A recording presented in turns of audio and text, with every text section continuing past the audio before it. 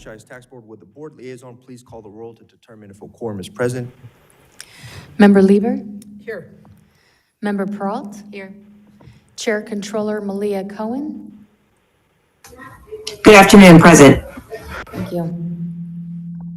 So thank you, and at least 2 members or their designated representatives are personally present. There is a quorum, and the Franchise Tax Board is now in session. If you all may please join for the Pledge of Allegiance and stand if you can, and begin right hand over your heart. I pledge allegiance to the flag of the United States of America and to the republic for which it stands, one nation, under God, indivisible, with liberty and justice for all.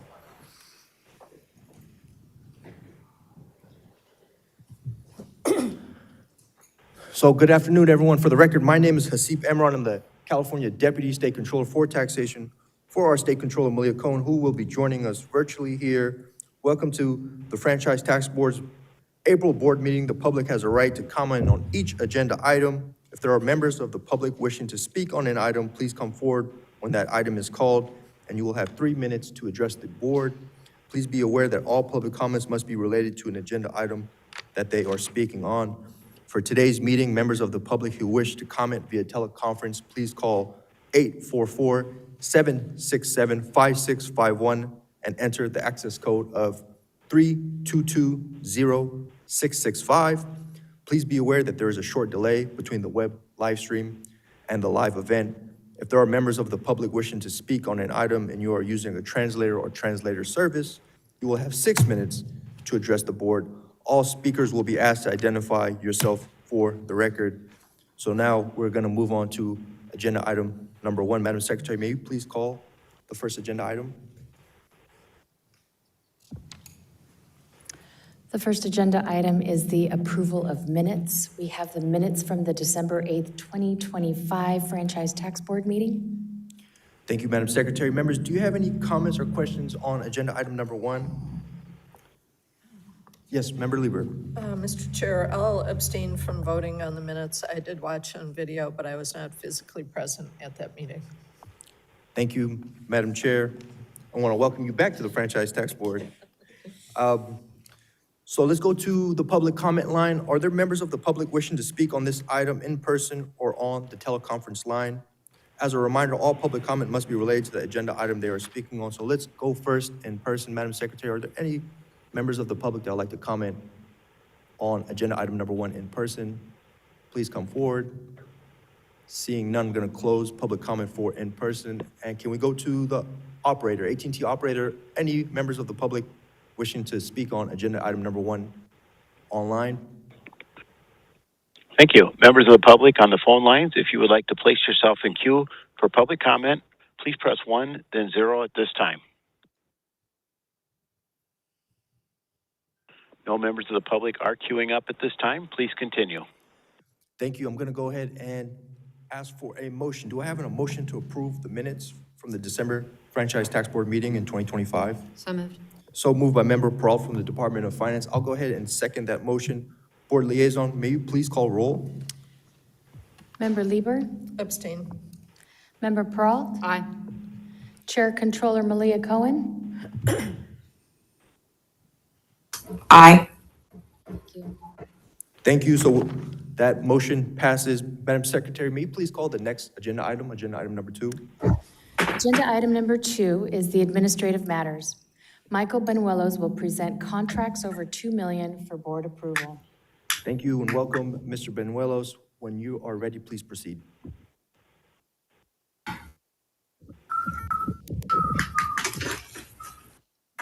Good afternoon, Chair, Controller, and board members. It's nice to see all of you today. My name is Michael Benuelos, and I'm the Director of the Franchise Tax Board's Procurement Bureau. I'm here today to present 3 proposed procurements that will result in contracts over $2 million for the board's approval. The first procurement I am presenting for your approval is the renewal of software maintenance for Genesis software products.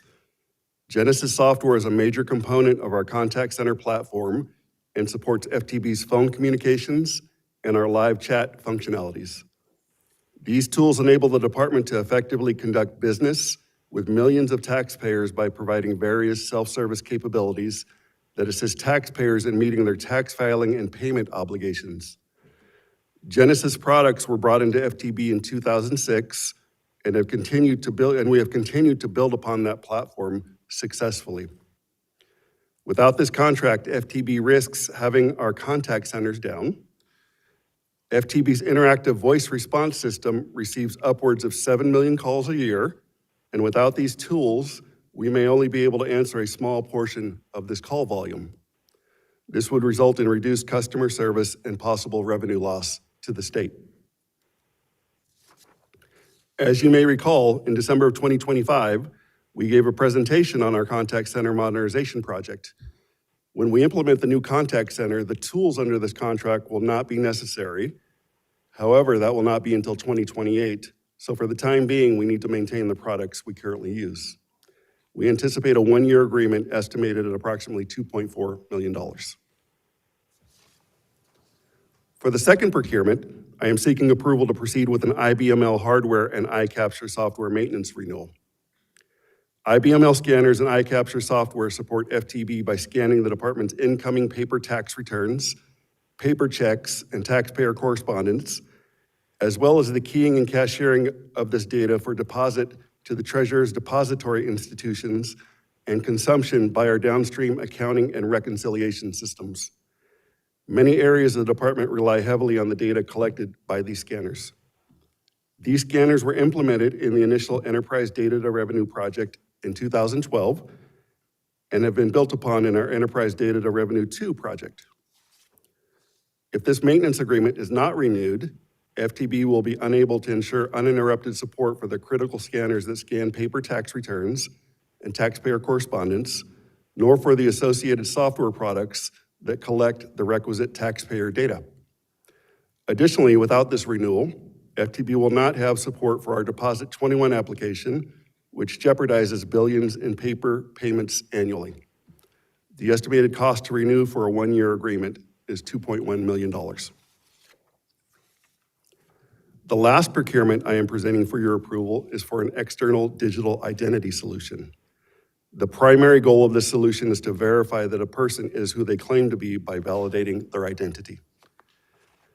FTB is always seeking ways to protect taxpayers and their data.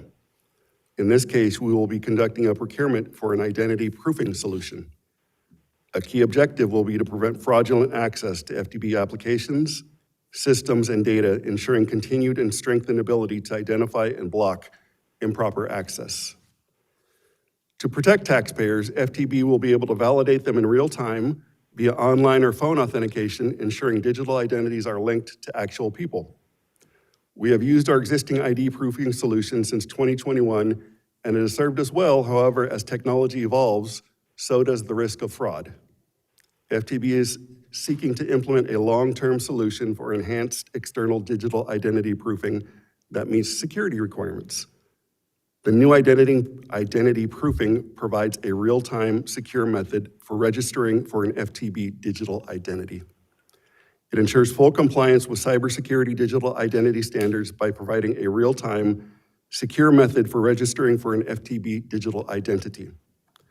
We're estimating a 3-year agreement for approximately $3.4 million, and we intend to use the Department of General Services software licensing agreement. I am requesting approval to proceed with the proposed procurements and would be happy to answer any questions you may have. Thank you, Michael. Appreciate the great presentation and very concise as well. So I'm going to turn to our members. Do we have any comments or questions on agenda item number 2? I have just a general question, not necessarily related to the contract, but I'm always curious when I see we're processing lots of paper checks. Are we still processing quite a large amount, or are most people going, I would assume we're kind of moving towards digital, web-based, but I was just kind of curious if that continues to be a good amount of our workload. I have a number in terms of how much paper we processed. I don't have a number in terms of paper checks. Okay. So, yeah, we were looking at it, and I brought some metrics. It's mostly in terms of about last year, I think about 95% of taxpayers filed electronically. Right. And sometimes people ask, well, why do we still have so many scanners and spend so much money on scanners and paper, et cetera?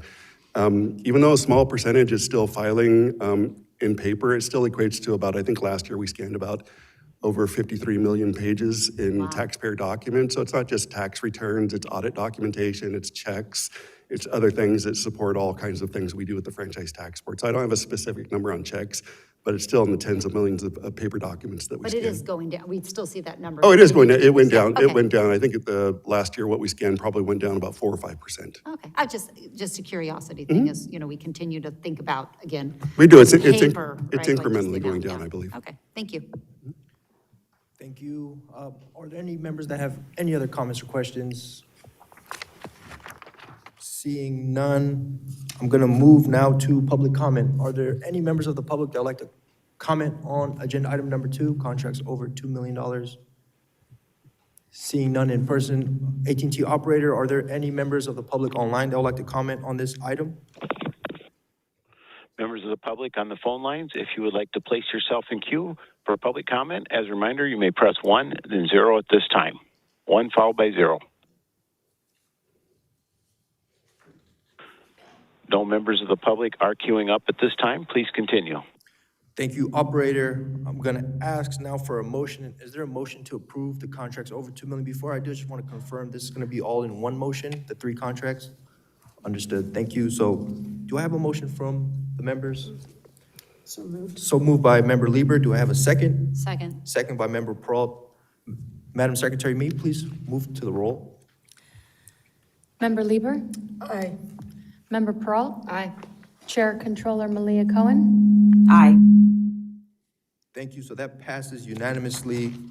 Madam Secretary, may you please call the next agenda item? Next, we have agenda item 3, a video presentation of FTB's 2025 accomplishments presented by Kelly Heckman and Robert Mayorga. This is an informational item. Good afternoon, Chair, Controller, and board members. I'm Kelly Heckman, the Director of the Internal Audit Bureau. And with me today is Robert Mayorga, the Director of the Privacy, Security, and Disclosure Bureau. We both work in the Administrative Services Division at FTB. We are excited to be here today to present FTB's 2025 accomplishments video, which focuses on serving California. We are proud of this year's accomplishments because they represent the dedication, integrity, and commitment our staff bring to public service every day. While our primary mission is to collect tax revenue, we are committed to supporting and strengthening our community through service, outreach, and meaningful contributions to taxpayers and the communities that depend on us. Now I'll turn it over to Robert, who will highlight some of the key accomplishments from 2025.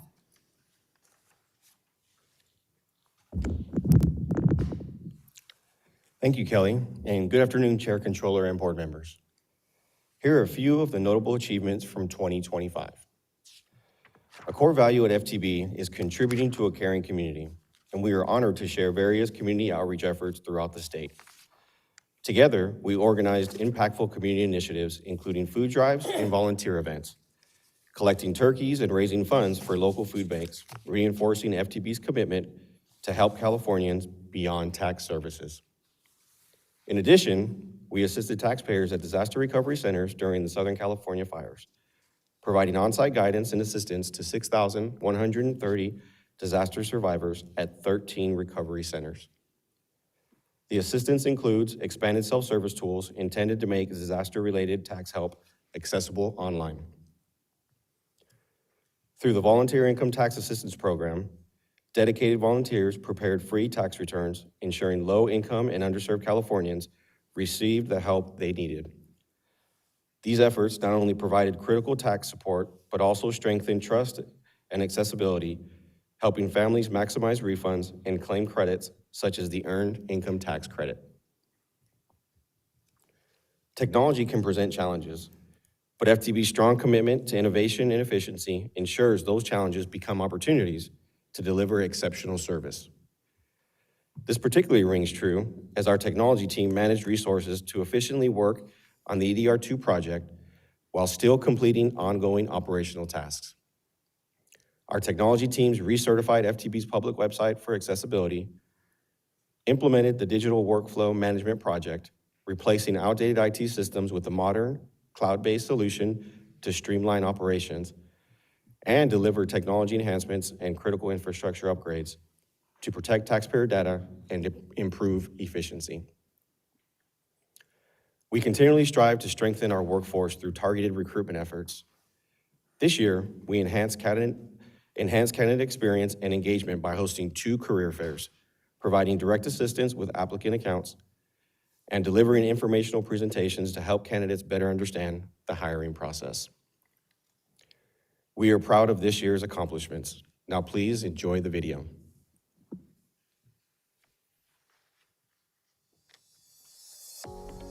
At the Franchise Tax Board, serving California means more than just collecting taxes. It means helping communities thrive, supporting taxpayers in times of need, and making every interaction easier and more accessible. In a year of challenges, from natural disasters to rising service demands, FTB responded with planning, innovation, compassion, and commitment. Over the past 18 months, FTB's staff has worked tirelessly on the development of FTB's 2026 through 2030 strategic plan to guide operations for the years to come. We began the process by collaborating with internal and external stakeholders by conducting a series of workshops and feedback sessions to identify new trends impacting our work and uncovering areas of improvement within FTB. After analyzing over 600 data points, FTB affirmed that our mission, foundational principles, and values remain firmly aligned with our core purpose. With that solid foundation, we focused on refreshing our goals and strategies to reflect today's evolving environment and align with our long-term vision and priorities. This plan, which was approved by our board and the governor's office and just recently published, ensures FTB remains focused on modernization, equity, and exceptional service for years to come. We also overcame challenges while implementing new technologies. As documented in our strategic plan, optimizing budgeted resources to serve our internal and external customers best is always a top priority. This particularly rings true as our technology team managed resources to efficiently work on the EDR2 project while still completing ongoing operational tasks. In 2025, we recertified our public website for accessibility, achieving an error rate of less than 1%, and advanced the Enterprise Data to Revenue, or EDR2, modernization project to improve usability and security. We launched a digital workflow management project, replacing outdated IT systems with a modern cloud-based solution. Additional accomplishments include security enhancements and upgrades to critical infrastructure. These efforts ensure Californians have secure, efficient, and accessible tax services. Fairness and compliance are essential to trust in California's tax system. FTB's legacy systems had become barriers to efficiency, slowing processes and creating complexity that needed urgent modernization.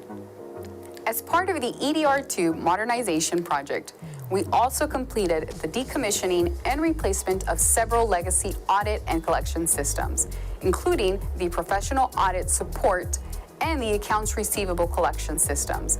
This was no small feat. These systems had been cornerstone tools for decades. FTB teams collaborated across divisions to create a solution that not only retired outdated technology, but introduced a modern platform that streamlines complex audit, collections, and legal workflows.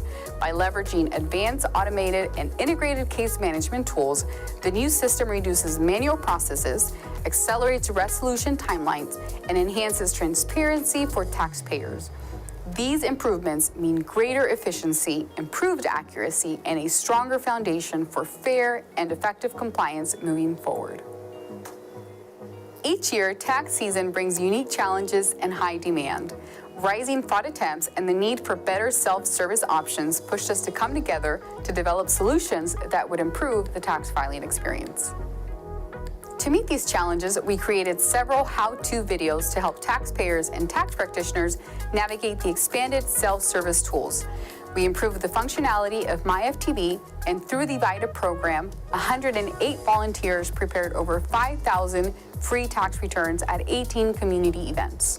We also served more than 1.6 million taxpayers by phone, chat, and correspondence, processed 21.5 million returns, and deposited over $99 billion in tax payments. And fraud prevention efforts saved an astounding $560 million and earned FTB national recognition for protecting taxpayers from identity theft. When disaster strikes, as it did in 2025, Californians need more than relief, they need guidance and support. FTB staff promptly reported to disasters recovery centers during Southern California fires and delivered helpful outreach presentations at major conferences throughout the state. Our teams proudly assisted 6,130 survivors at 13 disaster recovery centers, helping them claim losses and update tax records. Many of our self-services, including those for innocent joint filer relief, offer in compromise, and enhanced e-demand services provided taxpayers with the tools they needed without having to speak with a representative. Additionally, MyFTB enhancements allowed taxpayers to view lien details and modify withholding orders online, making help for many just a click away. Economic hardships called for more than just tax help. They called for community support. FTB staff organized food drives, volunteer events, and donations, collecting 88 turkeys and raising over $5,800 for local food banks within our community. We also launched a loose change drive and participated in the Run to Feed the Hungry with 22 volunteers. Meeting the growing challenges of recruitment was no easy task.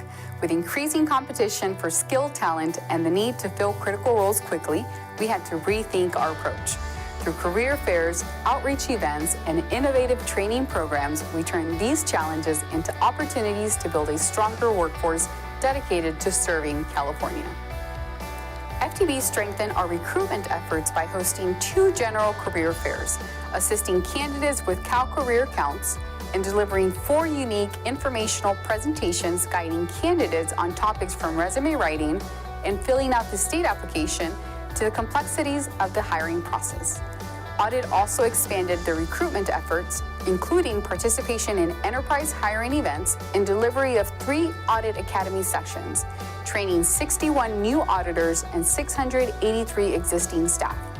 These initiatives strengthen compliance and ensure consistent, high-quality service statewide. With over 90 off-site recruiting events attended statewide and a 25% increase in qualified candidates, FTB is ensuring we attract talent dedicated to serving California for years to come. Every challenge became an opportunity for us to serve. None of this would be possible without the dedication of our staff, leadership, and of course, you, our board. Together, we're building stronger systems, services, and a workforce to serve Californians, one taxpayer at a time. I serve California. I serve California. I serve California. أنا بخدمة كاليفورنيا. خدمت به مردم کالیفرنیا برای من افتخار بزرگی. I serve California. I serve California. I serve California. We are proud to serve California. Together we serve California.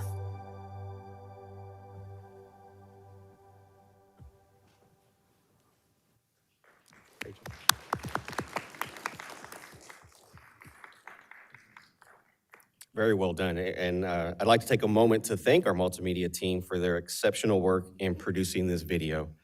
They've done an extraordinary job in capturing the hard work FTB does to serve Californians. Thank you for watching. We're happy to answer any questions you may have. Thank you, Kelly and Robert. Awesome, awesome video. I'm gonna turn to our Chair Controller, Malia Cohen. Thank you very much. Good afternoon, ladies and gentlemen. As you can see, I'm working from home today. My little one is sick with some kind of a stomach bug. But I want to just give my heartfelt congratulations. That was an exceptional presentation. I think there's got to be some way that we make the accomplishment video more public and more elevated, doing a better job of singing our successes. Again, to the producers, to the editors, you've done a fantastic job. Ms. Stanislaus, the staff has done an incredible work. I'm going to pause my comments here, and I want to check in with my colleagues to see if they have any initial thoughts about the accomplishment video. I'll just piggyback Just on speak up.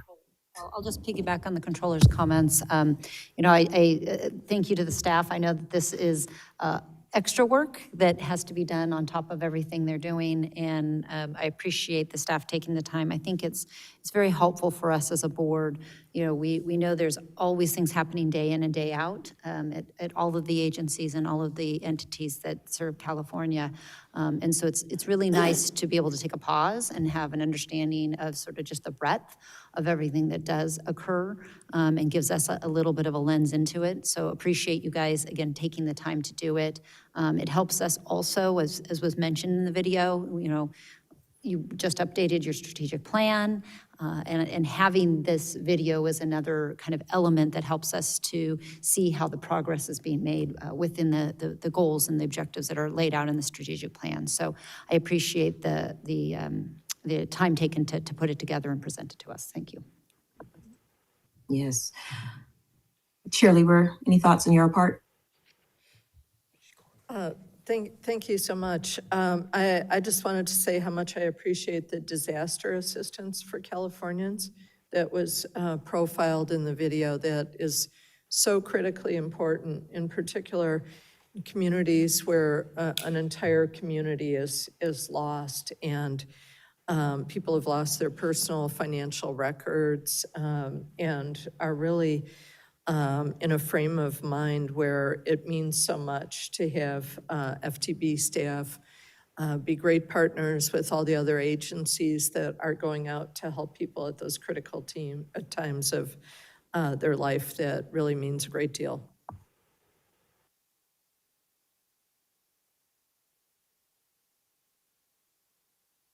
All right, thank you very much. I guess got a message saying my sound is muffled, so I am going to turn the meeting back over to Deputy Controller Hasib Emran while I continue to work out these technical difficulties. Thank you. Thank you. Awesome.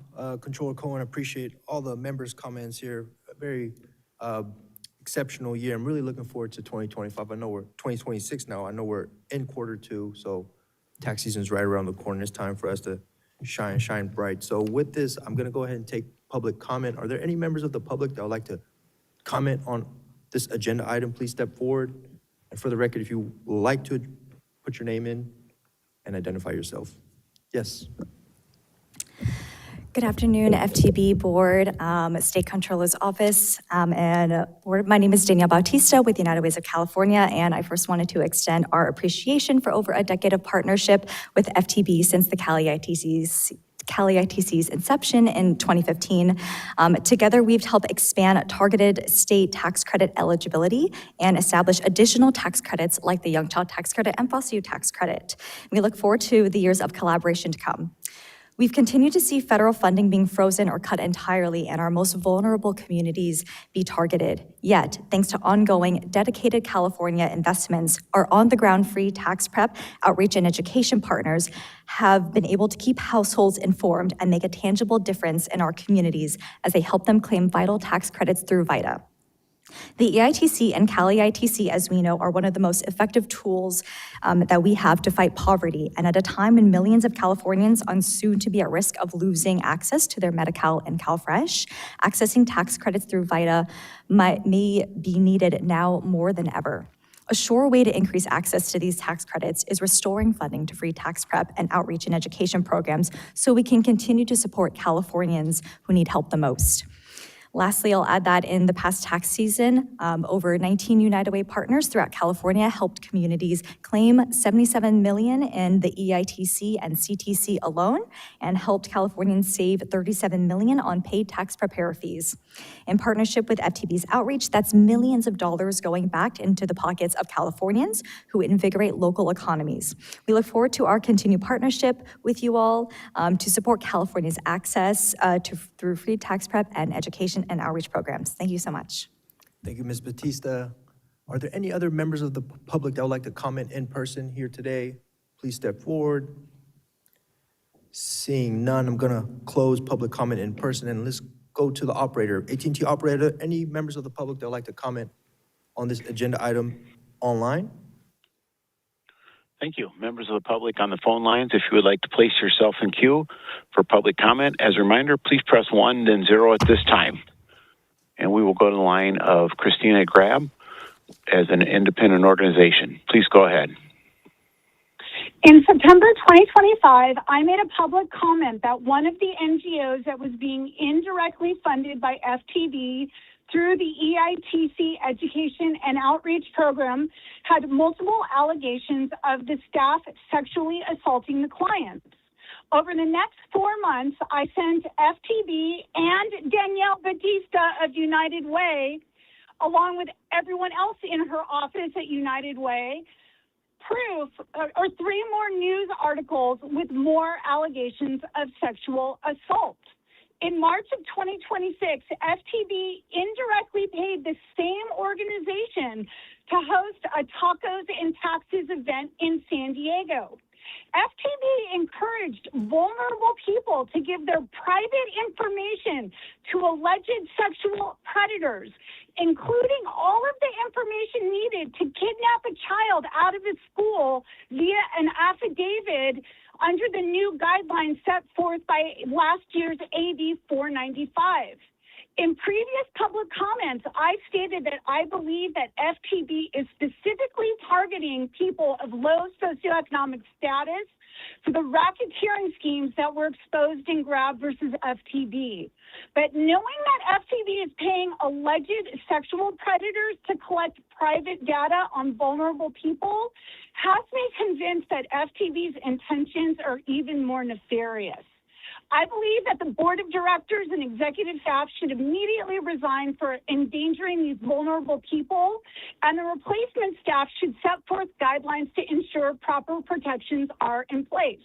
And that includes cutting out United Way and cutting out Dreams for Change, because both of them knew cutting out Golden State Opportunity Fund, because both organizations knew Dreams for Change was a sexual predator and yet continue to send vulnerable people to them. Thank you. Thank you. Next speaker, please. No members of the public are queuing up at this time. Please continue. Thank you, Mr. Operator. I'm going to close this agenda item. Madam Secretary, may you please call the next item? Agenda item 4 is an EDR2 update, and it's presented by Jose Orozco, Jennifer Roussel, and Michelle Scoggins, and this is also an informational item. Wonderful. Thank you so much. And team, when you are ready, you could take it away. Thank you. Good afternoon, Madam Chair Controller and members of the board. My name is Jose Orozco, and I am the EDR2 Technical Director. With me today are Jennifer Roussel, the EDR2 Business Director, and Michelle Scoggins, a representative from our EDR2 Solution Partner team. Today, we will provide you with our final EDR2 update. The last update we provided to you was in March 2025. Similar to that update, I will briefly touch upon the project's background, and we will provide you with our final update. In 2007, FTB introduced the Tax Systems Modernization Plan. It was a 30-year strategic vision comprising of 3 major initiatives. Each initiative spans approximately 10 years from planning through implementation, with each phase building upon the foundation established by the previous phase. Phase 1, the initial EDR project, established our foundational enterprise platform and modernized both tax return processing and correspondence workflows. Phase 2, the EDR2 project, moved our compliance workloads, which includes audit, legal, collections, and filing enforcement, onto the shared enterprise platform created with EDR1. The final phase, EDR3, will replace our legacy accounting systems. Today's update will focus on the successful EDR2 implementation. Next, Jennifer will discuss the implementation timeline and key benefits.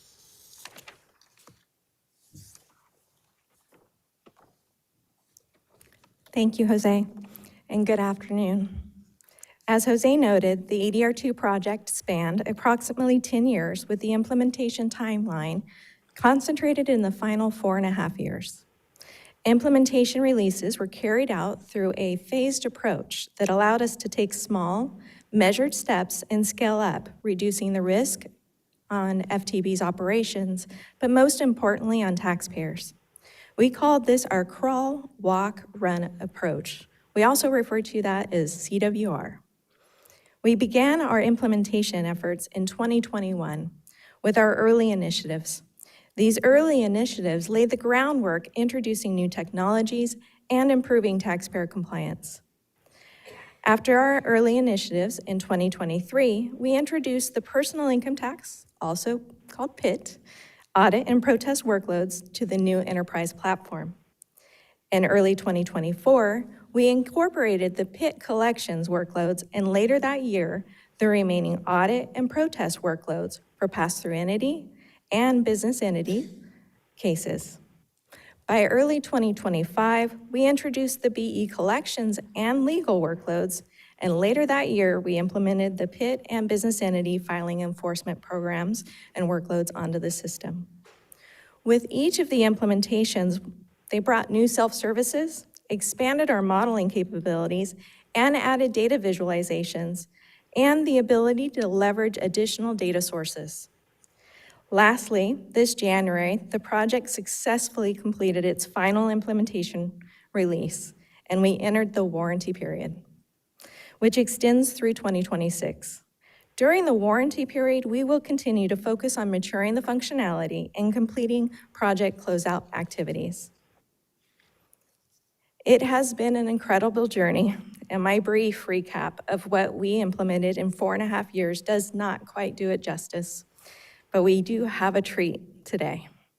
As we concluded the project at FTB, our closing communications featured a video for staff to reflect on the journey, not only celebrating the benefits of EDR2, but also recognizing the extraordinary efforts and contributions it took to implement a change of this scale and complexity. So please enjoy our video closing the chapter on the EDR2 project. And after this video, I will provide some key benefits.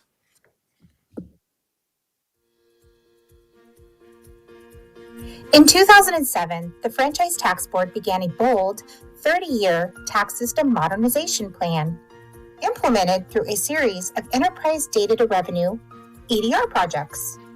A vision to strengthen our technology, streamline processes, and better serve Californians. The EDR2 project is the second phase of that plan, which began on July 1st, 2021. A cornerstone project designed to preserve revenue, leverage innovative technology, and enhance customer service. Its primary mission? To replace aging legacy systems that are vital to generating over 70% of California's general fund. Through teamwork, creativity, and commitment, EDR2 delivered powerful new solutions. Consolidating data across audit, legal, filing enforcement, and collections into enterprise data stores. Transitioning compliance workloads to the modern enterprise tax system, ETS, platform. And using advanced analytics, automation, and self-service tools to improve accuracy, efficiency, and enhance customer experience. Behind these milestones is a lot of hard work and collaboration. FTB had hundreds of subject matter experts dedicated to the project, ensuring no team was left behind, with more than 400 vendor solution partners. Together, we designed, built, and implemented thousands of system requirements and design artifacts, all delivered in 17 major releases across 4.5 years. We converted almost 20 million open and closed cases from the legacy systems to ETS, created over 220 interactive computer-based trainings, 1,160 online help pages, and 130 business process models, trained nearly 4,700 impacted users on new functionality, and close to 400 change leaders to support their teams through change. Throughout implementation, we followed the crawl, walk, run approach, starting small, learning, and building with each milestone. And through that process, over 90 CWR efforts were tracked. We published more than 100 project articles and carried out around 500 change requests to improve the system and over 4,800 clarifying changes to ensure the system was functioning as intended, transforming how FTB manages compliance and data for the future. To ensure the new system knowledge remains strong, over 130 technical team members took on technical knowledge transfer roles. These efforts succeeded because of your hard work and dedication. We couldn't have made this journey without sticking together and beginning with the end in mind. Today, we celebrate the completion of the EDR2 project and the dawn of a new era. This project may be complete, but our work continues as we optimize EDR2 components, advance FTB's modernization efforts, and strengthen the enterprise tax system to better serve Californians. Moving forward together as one FTB. So the key benefits delivered by the EDR2 project, which are covered on our accomplishments video as well as in our video. The ability to leverage new technology and retire aging technology, protecting critical revenue for California services. Reduction of siloed work with one enterprise platform and centralized data warehouses. Additional data sources and enhanced tools to use those. Improved case selection through advanced modeling capabilities. New and enhanced external services to provide a better customer experience to Californians. And these benefits over time will make us more efficient, promote self-compliance, and strengthen FTB's ability to continue to effectively collect revenue for the state of California. FTB was not alone in this journey, and we didn't get to the finish line without challenges. By partnering with Voyatech, which was previously known as Encore Consulting LLC, and their partners, we completed the EDR2 project on time, within the approved budget, and within scope. We are thankful and happy to report that throughout the project, our solution partners remained fully engaged and closely partnered with FTB to mitigate risk, overcome challenges, and resolve project issues without impacting our planned project completion date or scope. In addition, they are supporting us in documenting lessons learned, ensuring that future initiatives can benefit from the insights gained during this project. And with that partnership in mind, we'd like to invite Michelle Scoggins from our solution partner team to say a few words. Michelle?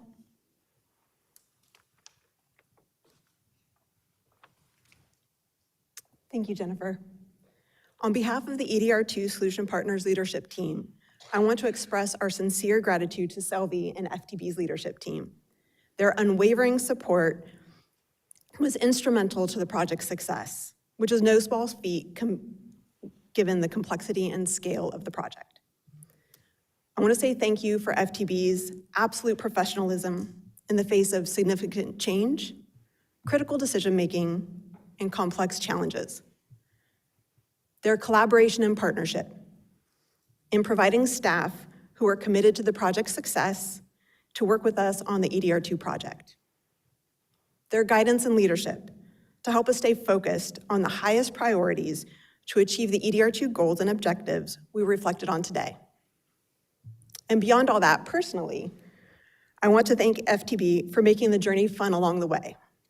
It's rare to find a team that can balance such excellence with a sense of humor and friendship, and they did just that. We're proud of what we accomplished together, and we look forward to continuing this strong partnership. Thank you again for everything, and I'll pass it back to Jennifer. Thank you so much, Michelle. We appreciated the collaborative partnership and the team's ability to bring FTB's vision to life. And we look forward to continuing the strong partnership during the warranty period. We cannot complete the project without expressing our appreciation for the California Department of Technology's continued support throughout the project lifecycle. Thank you very much, CDT. And we are also exceptionally proud to report that throughout the project, CDT's independent project oversight consultants consistently reported the project's overall health as favorable. And finally, we extend our sincere gratitude to the board for your continued support through the EDR2 project. Your support has played an absolute critical role in achieving this significant milestone, so thank you. That does conclude our EDR2 update. Thank you so much for your time today. We would be happy to answer any questions, both Jose and I. Thank you so much. The last ever EDR2 report, so Yes. appreciate that. And 20 years ago, you all took on this journey, so much love and respect for taking on such an important project, one of the biggest in California state history. So I'm going to go ahead and open up for board member comments and questions. Our chair, Chair Cohen, do you have any comments or questions for the team? I do. How's my sound? Is it a little bit better? Yes. Okay, good. I'm glad to hear that. I too want to offer my congratulations to the team. This has been a phenomenal undertaking, and I understand we have a phase 3 that we're looking at and we'll be looking to implement. I wanted to just start off with just lessons learned, high level, implementing a incredibly complex and multi-layered technology initiative. What, on a high level, what are some of the lessons that the teams learned? We learned a lot.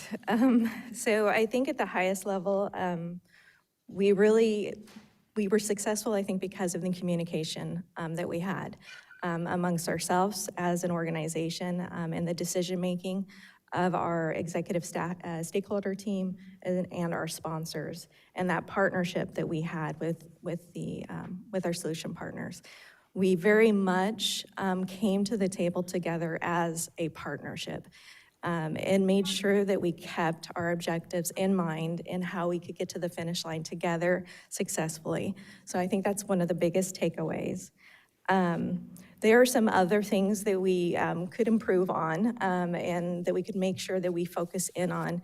From a data conversion perspective, we believe that there was some additional effort that we could put on the data conversion from a planning perspective and ensuring we understand the complexity of the legacy system that we're converting and the amount of what we'll say detailed data that needs to make it into the system that we're converting into.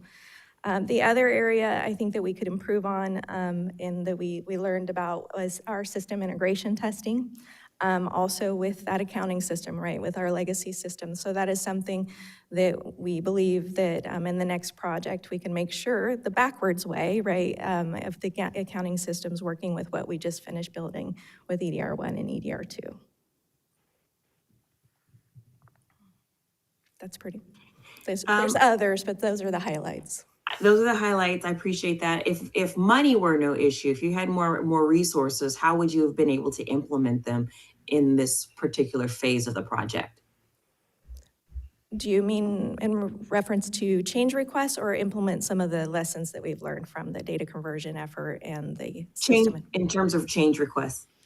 With the change requests, I think we actually really did a very good job of ensuring that we kept ourselves on schedule and within budget by ensuring that we were focusing in on the absolute right things to do at the right time, if that makes sense. I don't think actually that we could have done much different on that front, even with more money. I think we wouldn't have hit our schedule if we had expanded our dollars, if that makes sense. Yeah, thank you very much. I appreciate that. Back to you, Deputy Controller. Thank you, Madam Controller. I'm going to recognize Member Peralt from Department of Finance. Yeah, just want to echo the appreciation shared by the controller and want to underscore that I appreciate from the Department of Finance that it was on time and under budget and within scope.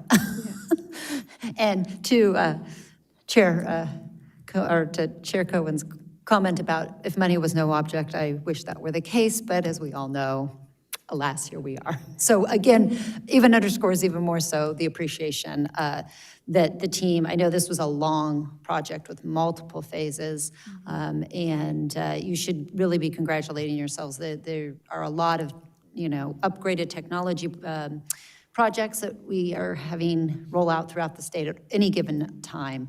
And I can tell you the percentage of them that can say those three things about the completion of their project is not 100%, as we know. In fact, it's only a smaller percentage. So we appreciate the due diligence. And I guess maybe just to, again, piggyback on the controller's comments about just sort of next steps and lessons learned. I know this is technically our last formal report, but I think it's always appreciated by the board that as you're starting to really sit in the system and work with it and find places where there could be additional innovations, or you're finding, again, maybe additional lessons learned, updates to us about just sort of how it's going, I think is always appreciated as well. So, thank you. Thank you, Member Peralt. Board of Equalization Chair, Member Lieber. Thank you so much. Well, I really appreciate all of staff's work on this very long project. You really brought it home, and our outside partners as well. It is so meaningful to see this completed. And I'm already thinking in my mind, how could some of the lessons learned be conveyed to other agencies that we know are going through similar large-scale challenges as well? I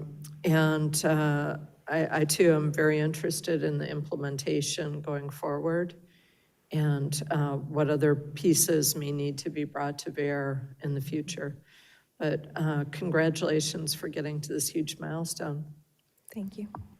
Thank you. I'd like to just ditto all the members' remarks. In the innovation capital of the world, the technology capital of the world, we can get it done, and government showing how to get it done. So looking forward to EDR3. These projects expanded maybe 3, 4, 5 controllers, so we're going to be able to pass the baton on and make sure it's something very beautiful for the rest of our constituents to see. So with that, I'd like to take public comment. Are there any members of the public that would like to comment on this agenda item EDR2 that are in person? Seeing none, I'm going to close public comment in person. Can we go to the operator? AT&T operator, are there any members of the public that would like to comment on this agenda item on the line? Thank you. Members of the public on the phone lines, if you would like to place yourself in queue for public comment, as a reminder, you may press 1, then 0 at this time. 1 followed by 0. No members of the public are queuing up at this time. Please continue. Thank you. And then as they walk away, can we all give them a round of applause for the amazing job they've done?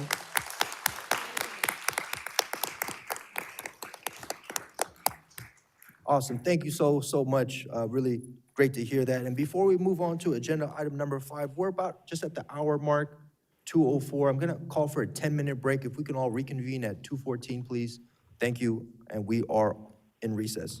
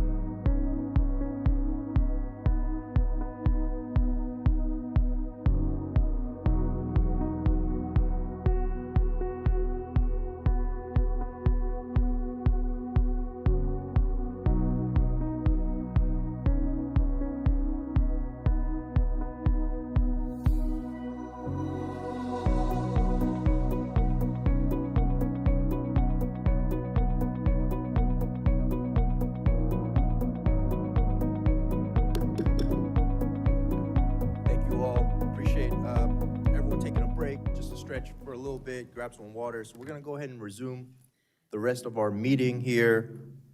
Madam Secretary, may you please call the next item? Agenda item 5 is a presentation on environmental tax preference items presented by Jenna Lewis and John McMahon. This is an informational item. Good afternoon, Chair Controller and board members. My name is Jenna Lewis. I'm the Assistant Chief Counsel of the General Tax Bureau in FTB's Legal Division. And with me today is John McMahon, Chief Economist in FTB's Economic and Statistical Research Bureau. We're pleased to present on environmental tax preference items requested by the Controller at the last board meeting. Federal and state laws offer tax credits, deductions, and exclusions that provide relief for taxpayers and incentivize actions that may not otherwise be undertaken. I'll start by providing an overview of current environmental incentives, beginning with those available only for California purposes, and then I'll cover a number of those available for federal purposes. John will then provide some information on the available data regarding the use of the incentives, as well as some avenues for providing information to taxpayers. As mentioned, there are several credits, deductions, and exclusions that only apply for California purposes. The first is the Natural Heritage Preservation Credit for taxpayers who donate qualified real property to the state, approved local governments, or approved nonprofit organizations.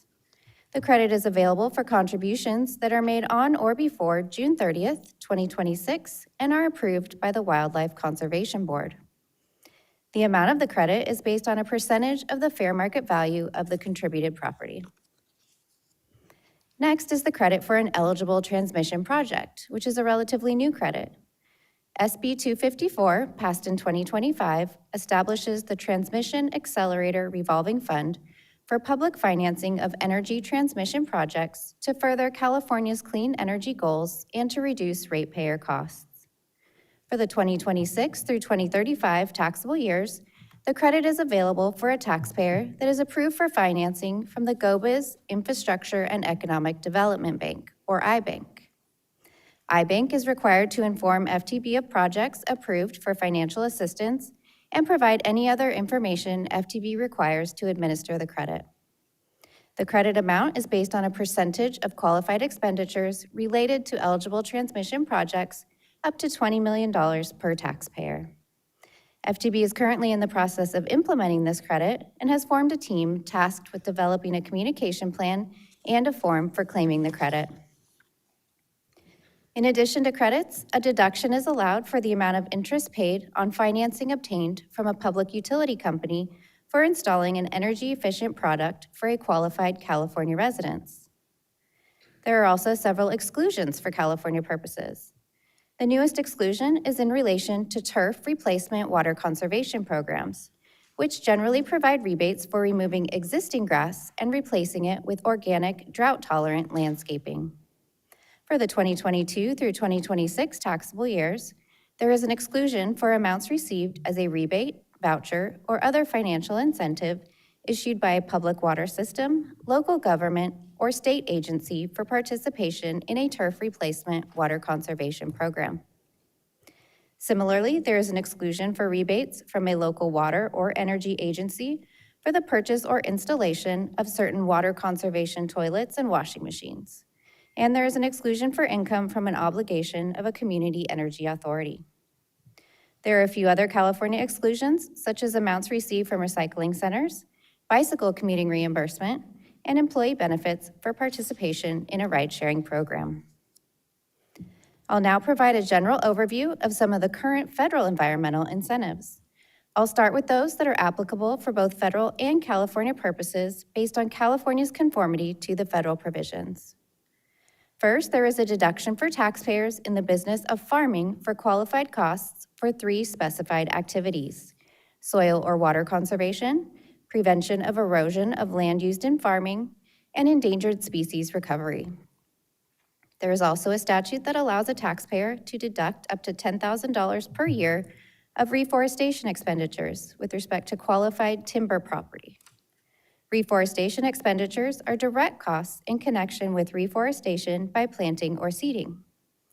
Costs incurred in excess of $10,000 may be amortized over 7 years, and California modifies the statute to require the property to be in California.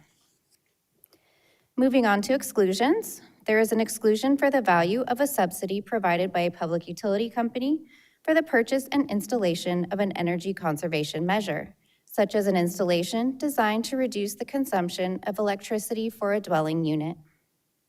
There is also a relatively new exclusion for elective payments for environmental credits or credit transfers. For federal purposes, an applicable entity may elect to treat certain clean energy tax credits as payments equal to the amount of the credit. Thus, if the credit exceeds the tax, it will be treated as an overpayment and may be refunded. For other qualifying entities, the credit may generally be transferred to an unrelated party.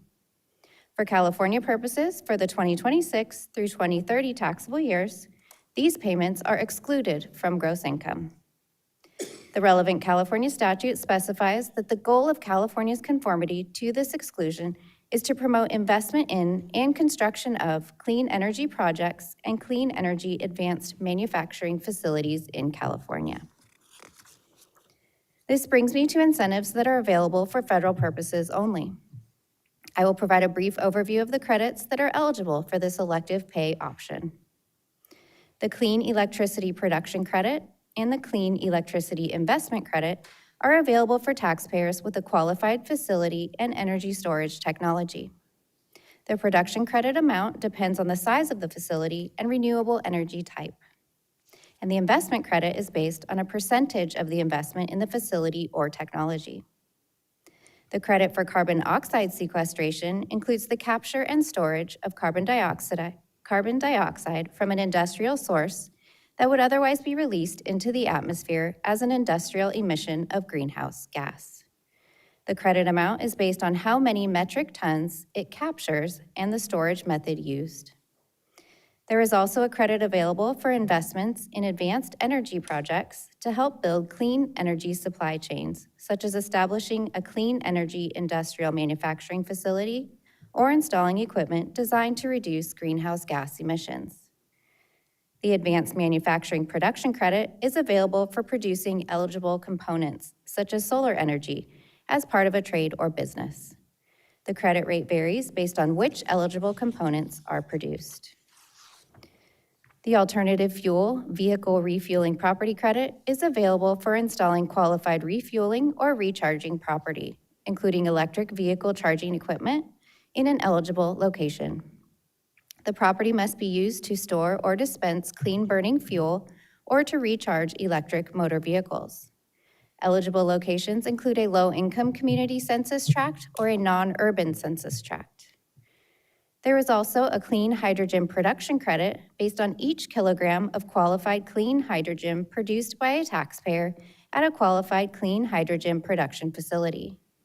And finally, there is a clean fuel production credit for domestic production of clean transportation fuel.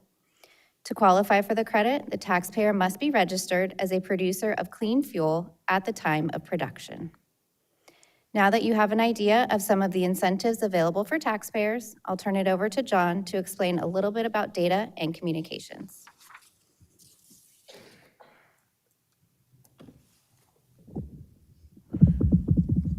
Thank you, Jenna, and good afternoon, Chair, Controller, and esteemed board.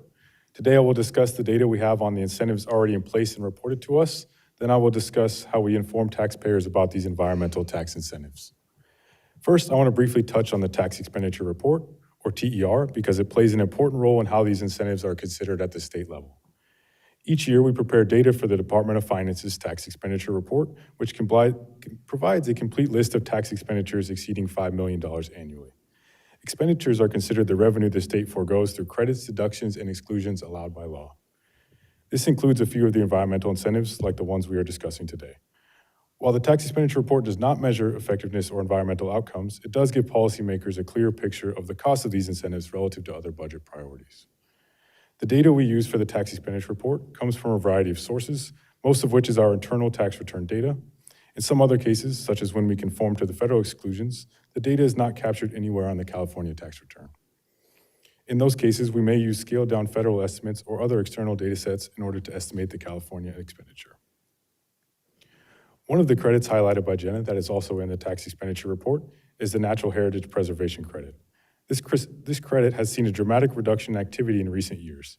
Each year, we reach out to the Wildlife Conservation Board to see if any new reservations have been made, and for the past 4 years, no new natural heritage preservation credits have been reserved. This means that any claims for this credit reported to us on returns were credit carryovers. I can report that since 2010, approximately 24 million in credits have been allowed. We also looked at data for the turf replacement program and its related to exclusion. As I briefly mentioned, exclusions are harder to track because they are not included in income. For this and other exclusions, we asked taxpayers to use the Schedule CA and Form 4197 to report the excluded income amount. From these forms, we found that in tax year 2024, taxpayers reported rebate exclusions for turf replacements totaling approximately $7.3 million. It is important to note here that this exclusion only applies to incentive payments made by the public or water utility companies. Thus, the rebate or voucher granted by the utility company provides the strength of the incentive, while the exclusion itself ensures that those incentive payments are not taxed as income. Ultimately, the exclusion saves taxpayers an additional 5 to 10% on top of the incentive payment provided by the public utility company, depending on the taxpayer's marginal tax rate. Additionally, we performed similar analysis on the remaining incentives Jenna covered. Of note, we found that approximately 2,500 taxpayers reported $4.8 million in exclusions from rebates associated with water and energy efficient installations. This includes the efficient toilets and washers. As I mentioned, data on exclusions is often incomplete because they may not be included on the tax return, so the data reported today may not reflect the full utilization of these expenditures.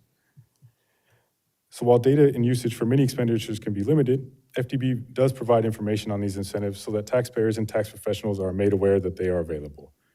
This will be important for some of the credits and incentives Jenna mentioned, which are currently in the process of being implemented. One of our most effective and consistent outreach methods is through the annual update on our tax forms and instructions.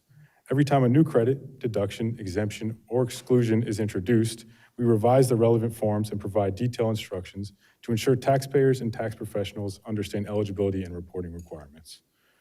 This approach reaches taxpayers at the point of filing, the moment they are most engaged with their tax obligations, and ensures that preparers have accurate and up-to-date guidance. It is a foundational part of our communication strategy and remains one of the most reliable ways to promote awareness of new incentives. We also complement our annual updates to tax forms and instructions with broader outreach strategies. Thankfully, all of this information is available on our website, where taxpayers and practitioners can go to view our tax forms or interact with our outreach strategies that I will discuss in a few moments. Looking ahead, we see some opportunities to strengthen our outreach. First, we can leverage existing channels to include information on these environmental credits. These channels include the Tax News article series, which goes out monthly to over 30,000 tax professionals, and our website, which provide the annual updates made to our tax forms based on legislative changes. Additionally, we could include social media campaigns that highlight these incentives. These steps could help us raise awareness and utilization of these environmental incentives. Thank you, Chair, Controller, and board members for your time today. As this concludes the presentation on environmental tax preference items, we are happy to answer any questions that you may have. Thank you. Thank you for this very important report and appreciate the follow-up from the December 2025 meeting where the controller called for an overview of the environmental tax credits offered both on a federal and state level side. So with that, I'm going to open it up to questions or comments from the board members. Do I have any members that would like to comment or question? BOE Chair Member Lieber. Thank you. I was wondering if you could repeat the numbers on the natural heritage preservation credit. It's my understanding that that's a fairly new program, but how many entities have availed themselves of that? So in the past 4 years, we have not received any new reservations for that credit. Since 2010, as far back as our data went, we had about 20 or 30, so in total, allowing about 24 million in credits. Okay, and then you mentioned the turf replacement program, and is that for individual taxpayers, say like households, but it can also be used by utilities? Am I understanding that one correctly? Yes, that's correct.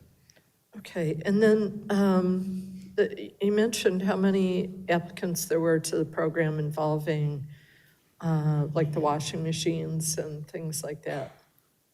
Yeah, so for the water and energy, they're all rolled together, so we can't identify individual appliances per se, but we have about 2,500 that reported 4.8 million in exclusions. So 2,500. For an average of about 2,000. Okay. Okay, great. Thank you so much. That's really instructive to know about what the frequency is like. So I appreciate that. One other question that I had on the reforestation. It's on qualified timber properties located in California, and that's both a California and federal program. We're just talking about the California reforestation expenditures. Okay, so the tax expenditure that's going into that would be reforestation of timber companies' land, in essence? I believe it's commercial timber production. There's various requirements that I could give you more detail on if you want to follow up. Yeah, I'd love to have a little more detail on that and kind of understand if it's a tax expenditure, which is in a certain way an extension of the public's money. Is that going into reforesting a commercial operation, and presuming if they were staying in the business and not trying to, it's not a cleanup after someone clear cuts and the land goes to the public or something. but is the public in some way responsible for a tax expenditure that simply reforests areas that are going to continue to be in timber production? So I'm very interested in that. It kind of struck me at the time that, so many of our cities are struggling with needing to do replanting of trees and the environmental benefit of the urban canopy. And so how do we balance these kinds of incentives? But appreciate your information on that. Sure, Thank we'd you be so happy to much. follow up on that. Thank you. Thank you so much, and if you could, please follow up with our member, whether at the next meeting or just in person, that would be great. So I want to thank you for this presentation. The state of California is leading in ambitious environmental goals, and as we continue expanding environmental incentives, it is important that we understand not just how they're administered, but whether they are achieving their intended outcomes and reaching the taxpayers they're meant to serve. And when we do go back to the natural heritage preservation credit, it started in 2010, it looked like there was a rise, and now it's a complete drop-off. How do we report this information back to the legislature or other parties that are administering or part of the tax credit itself, saying, hey, in the past 4 or 5 years, we're not seeing much movement here. Maybe there's something we can reform, or just getting more word out? Sure. So whenever we receive a request for a new legislative proposal, we are happy to provide that information or bond request. It's also included in the tax expenditure report, and so folks will be able to go and check the current status. But do we be proactive in our reporting to the legislature that's saying that there's been this huge drop-off in 5 years, nobody's claimed this credit after $24 million went out in the first 10 years? Just a question. Historically, we don't tend to do that. We try to allow policymakers to make those choices, but we're happy to provide any information when requested. It's just how we kind of use the data. We're masterminds of data, right? But I'm sure if the members in the Capitol were to see that this preservation tax credit is not being utilized in 5 years, I think there would be some action, and that's us being proactive on our end. Member Pearl. As a follow-up, and I wonder if part of this is just in relation to timing as well. So, we talk about the natural heritage preservation, which is a donation of property. In the last 6-7 years, we have had other sources of grant funding that has gone through wildlife conservation for property acquisition. And so I wonder if the downturn of the utilization of this is not necessarily as a result of less land being donated or preserved, but there are other funding mechanisms that are out there that folks can take advantage of utilizing through wildlife. The grants for acquisition is a big one. And so I wonder, I think there's probably some interplay happening here around this, the tax credit itself. So I don't know if that's something you have looked at, but WCB has certainly ramped up the amount of funding going out on grants for acquisition, which may be why folks aren't necessarily turning over property at in the same manner or way. Makes sense. Appreciate that clarity. And then going back to the water fixtures, the efficient toilets, you said you've had individual taxpayers that are installing washers and dryers and efficient toilets and now able to claim the tax credit, correct? Yeah, so the incentive structure actually operates through the local utility districts, and we just have the exclusion that's reported to us. That rebate becomes tax-free.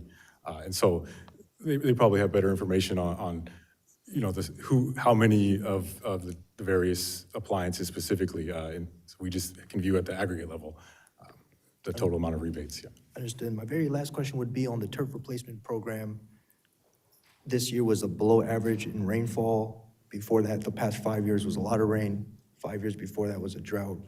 So I can kind of see trends in behavior. Maybe people are thinking their utility bills are going a little higher, maybe incentivizing this turf replacement program, especially in places like Sacramento and Palm Desert, where it gets well over 100 degrees on any given summer day. So I think it would be a good time just to keep pushing that information out to our taxpayers, because I'm sure there's a renewed interest now at this point as we come to an end of our winter rain season. So I want to thank you both for your presentation. Let's move to public comment. Are there any members of the public that would like to comment in person on this agenda item?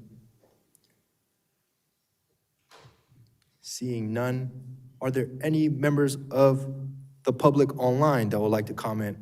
AT&T operator? Is there anybody in the queue? Thank you. Members of the public, thank you. Members of the public on the phone lines, if you would like to place yourself in queue for public comment, please press 1, then 0 at this time. 1 followed by 0. No members of the public are queuing up at this time. Please continue. Thank you. We're going to go and close out this agenda item. I want to thank both speakers for your time, Jenna and John. And Madam Secretary, may you please call the next item? Agenda item 6 is a presentation on maximizing the taxpayer's audit journey. This is presented by Gretchen Moe and Maud V. Shaw. This is an informational item. Thank you all. Welcome, and please take it away when you're ready. Thank you. Good afternoon, Chair, Controller, and board members. My name is Gretchen Moe, Chief of the Audit Division, and I am joined by Maud V. Shaw, Director of the National Business Audit Bureau within the Audit Division. Thank you, Controller, for requesting this agenda topic for today's board meeting. During the next few minutes, we will provide an overview of the Audit Division's role within the Franchise Tax Board, describe the different types of audits and taxpayer contacts, and walk through key stages of the professional audit process. The presentation will also include recommended best practices for taxpayers. The Audit Division plays a critical role in supporting the Franchise Tax Board's mission to accurately and fairly administer California's tax laws. Our main responsibility is to audit income tax returns to ensure they are complete, correct, and reflect the proper tax liability. Auditors evaluate returns filed by a wide variety of taxpayers, including individuals, corporations, partnerships, fiduciaries, and tax-exempt organizations. Our experience demonstrates that the most successful audits occur when communication is clear, cooperation is strong, and everyone is committed to following agreed-upon timelines. Now let's discuss the different types of audits. Automated and semi-automated audits are based on the IRS's Automated Under-Reporter program to find discrepancies between informational returns like 1099s and W-2s and the federal tax returns. Automated audits match IRS data to California taxpayers using FTB's enterprise tax system, automatically calculating state tax due and sending adjustment notices. When minimal staff review is needed, it becomes a semi-automated audit. Taxpayers who receive an automated or semi-automated audit notice are provided with the standard protest and appeal rights and timeframes associated with FTB's notice of proposed adjustment. Now let's move on to professional audits. This is the type of audit most people think of and will be the focus of the remaining presentation. In this situation, a taxpayer is notified and an auditor is assigned to manually review their income tax return rather than relying on automated processes. Professional audits are conducted under Revenue and Taxation Code Section 1903. The purpose is to efficiently determine the correct tax by applying the relevant laws and regulations to the taxpayer's specific facts. Audits must be completed in time to issue a notice of proposed deficiency assessment or proposed overpayment before the statute of limitations expires. Our goal is to finish audits within 2 years, although many are resolved sooner, especially simpler cases. More complex audits may take the full 2 years. Currently, 96% of our audit cases meet our goal, while 4 are over 3 years old. Several factors may contribute to cases remaining unresolved for more than 3 years. This includes ongoing IRS audits, pending litigation, or requests from taxpayers for additional time to submit documentation. With this background, we will give a brief overview of the audit process, including correspondence procedures, expectations, and interactions with taxpayers. In the audit journey, the first correspondence a taxpayer may receive will generally fall within 3 types of initial contact. The initial contact letter, or ICL, is the formal written notification informing the taxpayer that the return has been selected for audit. This letter typically includes a scheduling questionnaire as well as the contact information for the auditor's supervisor and manager who taxpayers may contact if issues cannot be resolved directly. In some situations, the auditor will call the taxpayer when there is an ongoing audit with us year after year and when a clear mailing address is unavailable. Following a phone call, the formal initial contact letter will still be issued. There are instances where we cannot determine, based solely on the tax return, whether an audit is warranted. In these cases, the auditor may issue a preliminary request for information before deciding to initiate an audit. After reviewing the documents, the auditor either issues an ICL or closes the inquiry. Taxpayers who want to appoint a representative will receive instructions from the ICL on how to submit a power of attorney or POA. They can provide the POA through their MyFTB portal or directly to the auditor. Once the POA is approved, the auditor only communicates with the authorized representatives. During the audit, auditors issue information document requests, or IDRs, to obtain records needed to establish the facts. IDRs outline the specific information being requested and in most cases include an explanation of why the information is needed. Taxpayers are encouraged to ask questions and work with auditors to identify acceptable alternative documentation when needed. Now I will turn the presentation over to Madhavi to walk through what taxpayers can expect during the audit itself.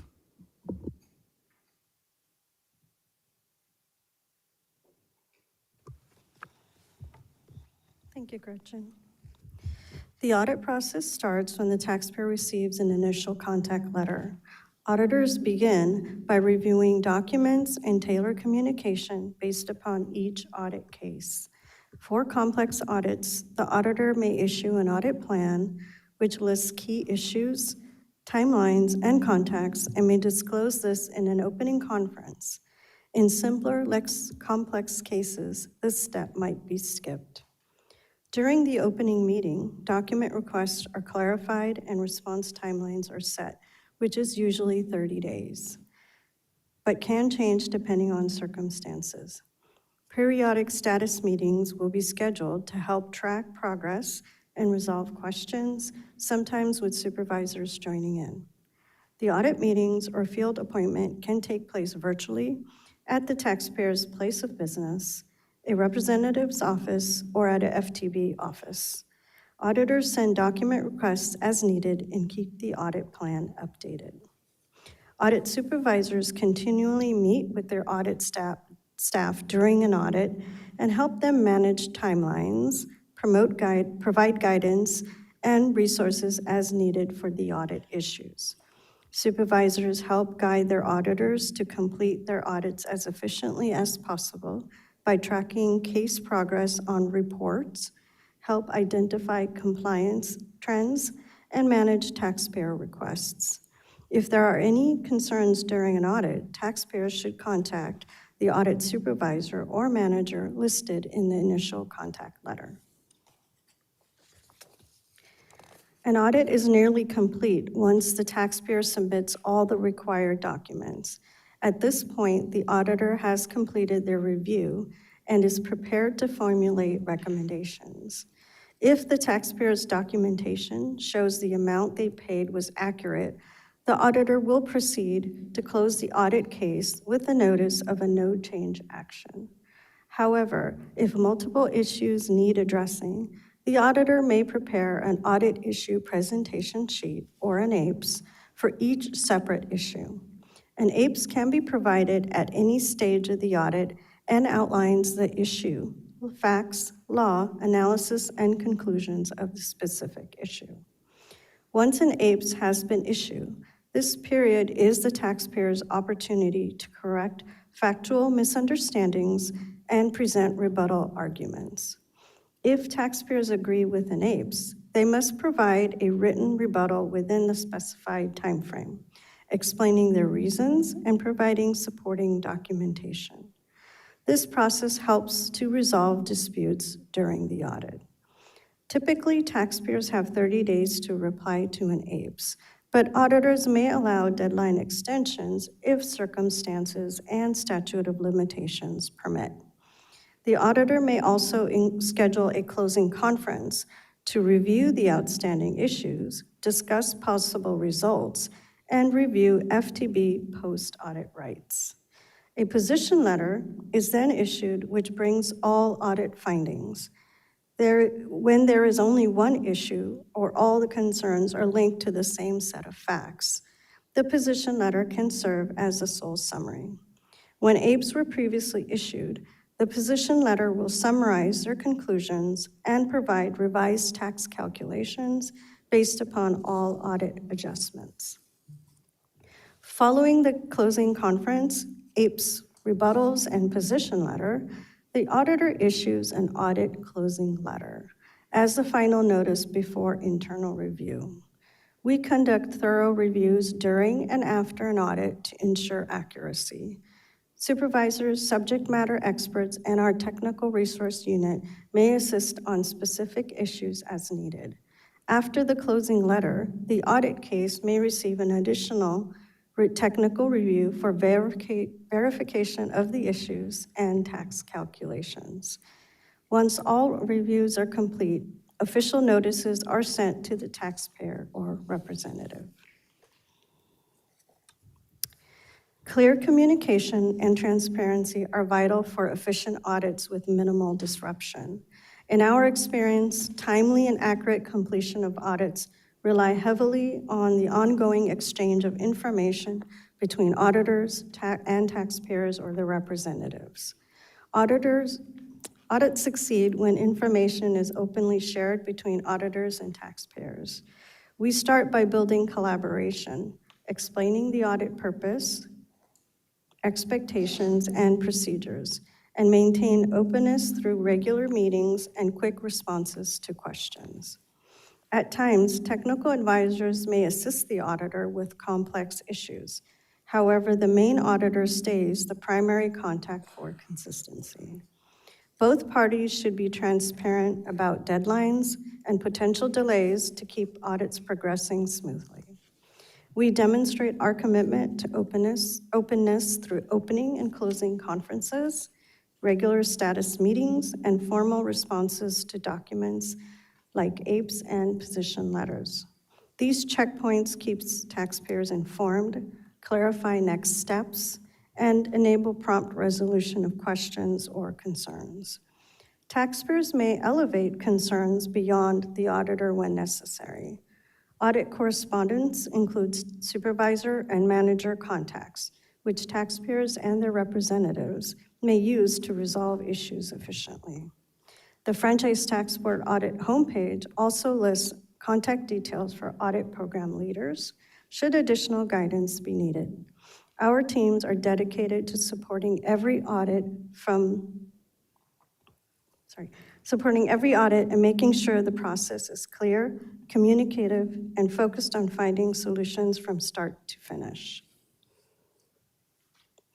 Thank you, Chair Controller and board members, for your time today, as this concludes a presentation on maximizing the taxpayer's audit journey. We're happy to answer any questions you may have. Thank you for that presentation. The audit process is one of the most direct interactions with taxpayers have with the Franchise Tax Board, and it plays a significant role in both shaping compliance and trust. As we look at these improvements, I think it's important that we focus not just on the process, but whether these changes are making audits more consistent, less burdensome, and ultimately more effective. So with that, I'm going to open it up for the members' questions and comments. Let's start with our Chair Controller, Malia Cohen. Thank you very much. I appreciate it, Deputy Controller. Thank you for the presentation. Actually, incredibly thoughtful, although it still leaves many questions in my mind lingering. I feel like we're just beginning to scratch the surface. As the Deputy Controller mentioned, the audit tool is a very powerful tool that, in my opinion, is underutilized. It really paints a story. And I'm wondering what you as staff, what your takeaway was in conducting this and reviewing this subject matter. Thank you for the question. As Director for the National Business Audit Bureau, I'm responsible for making sure our audit staff is in compliance with our rules and regulations. And so my takeaway was that continually enforcing our policy and procedures that we have set forth, and keeping that open line of communication with our taxpayers is very vital. At times, we need to make sure that we teach our new staff that come aboard to the audit division how to have these interactions with taxpayers. We're kind of in a different environment right now. A lot of it is digital and online. And so, as a division, we've kind of pivoted a little bit from a lot in person to some virtual and some in person. And so, to me, the most important takeaway is that we need to continue to share and train and guide our audit staff to making sure that they keep these open lines of communication with their taxpayers that they audit. So tell me, because I know no process is perfect, what are the gaps that you found inside your process with your staff and with your audit team? How do we begin to operate in a more efficient manner? And the reason why I ask this question is because when I hear from businesses and individual tax filers, they paint a little bit of a different picture than what was presented today. Thank you for the question. No one likes to go through an audit. It's burdensome, whether it be a personal income tax or corporation or a pass-through entity audit. Our job there is to make sure that taxpayers are in compliance. The process itself has not changed much over the years. It's just how we deliver our audits and how we take upon doing our audits have changed. And as I mentioned before, I think probably the biggest gap that we have is making sure our audit staff understand and know how to have communications with taxpayers and understand the technical aspect of the issues that they're working, making sure they're trained and engaged in the work, and having enough subject matter experts to help guide them in their audits. So Tell me a little bit about the training that the auditors go through. Describe it. So as a new auditor, when you come to the Franchise Tax Board, majority of them do not have tax experience when they come to work for us at the audit division. So we embark on quite a bit of training. We have a 1-year probationary period. So are the training modules, do you send them to Sac State? I mean, what consists of this training? Yeah, so we have 6 weeks of hands-on training that we provide the first six weeks when they're in with FTB.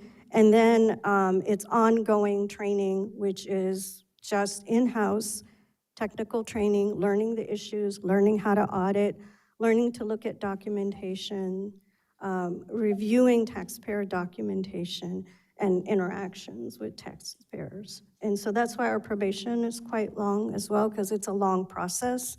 The audit journey is a long journey, even for our auditors to get comfortable with doing a full audit on their own. So they have a pretty big support group of supervisors, mentors, and managers that help them through this. So these new auditors, are there tests given to evaluate their performance as they go through this probationary period?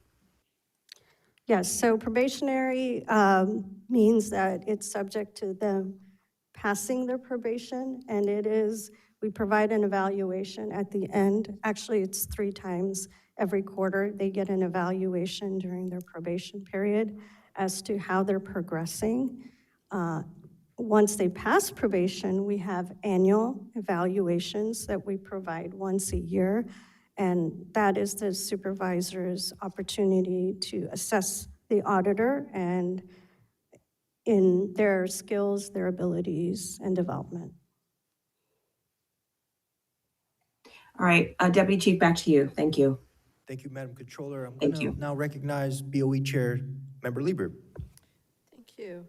I have several questions. The first one would be, how do people or entities get selected for the automated audits?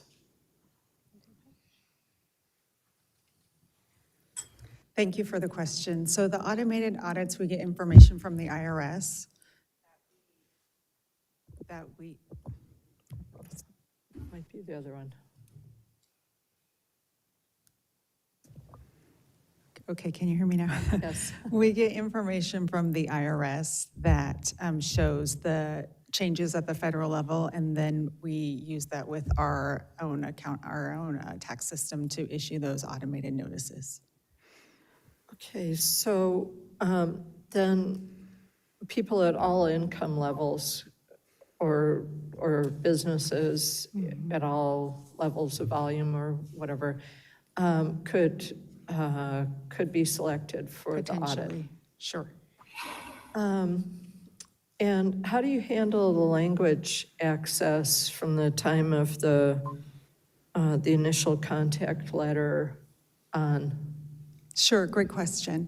So our notices are issued in English only, but we do have services available at Franchise Tax Board. So if a taxpayer needed a notice or an explanation in something other than, in a language other than English, they can call in, and we have those experts that can translate and provide that information. And so the initial contact letter says if you... It has that information on there. Okay. And not that I want to edit anyone's documents. I'm barely keeping up with my own, but I would love it if we could see some examples of how taxpayers are communicated with. Sure. And, you know, I raised just the subject of this agenda item with people and said, what do you think it is to maximize the taxpayer's audit journey? And they said, well, maybe that's, you know, how many years I'm going to be involved in this thing. No, not at all. But it's really seeing what are the best practices for streamlining it. Am I understanding it right? That's correct. We don't want to maximize your time with us. We really want to very give you good. best practices to make it as efficient as possible. Great. And so presumably, low-income individuals that are still filing a tax return, the revenue, as it were, or whatever for the effort that goes into it would be very small. And I'm thinking of some constituent contacts that we've had from, you know, like a 94-year-old woman. So how does that, like there's a big net for everybody through the automated audits, and then does it get more selective after that?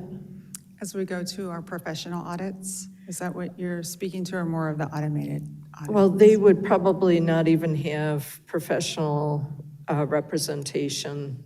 Okay. But like, how many audits are there per year of low-income people, middle-income people, and, you know, wealthy individuals and corporations?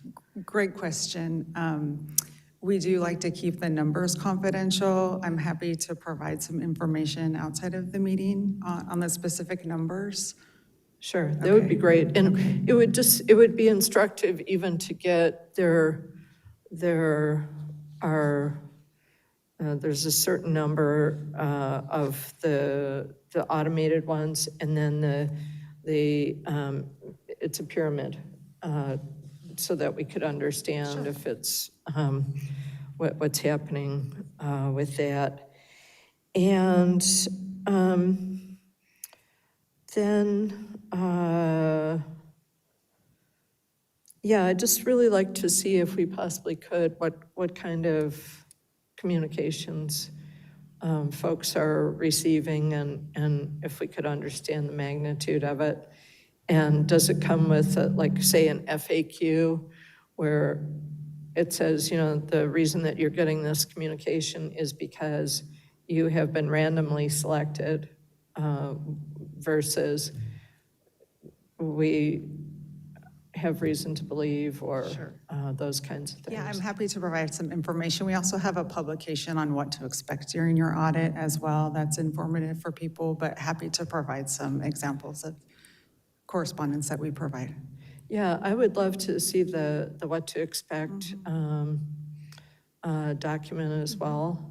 And I'm sorry, Chair, if I could interject here, this what to expect document, is it not public? It's not on a website? It's not as easily accessible? It is on the yeah, website. I'll definitely comb through the website Okay. to get anything that I can get from there. So those are basically my questions, my ask for further information, so we can get an understanding of it. Thank you, Member Lieber. Really appreciate your feedback there. I just had one question myself, actually, on aged audits that are 3 years and above. How are we working on getting that backlog down? And what are some of the biggest hurdles you believe FTB is facing in clearing that backlog? Sure. So I'll just, because I'm proud to reiterate that we are within our goal we're within 5%. So we're right about 4% on our aged inventory. Some of the reasons for, as I mentioned, are because of the IRS pending audits. We typically like to wait until the IRS is finished with their audit and then make our adjustments as needed, or the taxpayer has requested additional time to respond, or there's litigation pending. So we continually, our supervisors meet with our audit staff monthly, do inventory reviews. We are continuously in communication. We review inventory reports to ensure that the audits are moving along.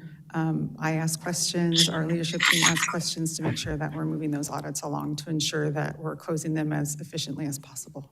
Wonderful. Are there instances wherein submission of requested material at the onset precludes the need for an audit? Meaning like our preliminary request for information? Yes, that has happened. When we request information, we get it, and everything looks like there isn't a need for additional information, then we'll close the audit. I appreciate that. So if you can make sure to follow up on Member Lieber's 2 requests there, and I want to thank you for the update. This is an important area because it sits at the intersection of enforcement, taxpayer experience, and trust.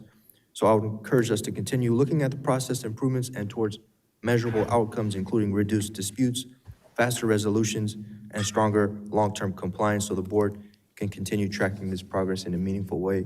So I want to thank you for that, and we can go now to public comment.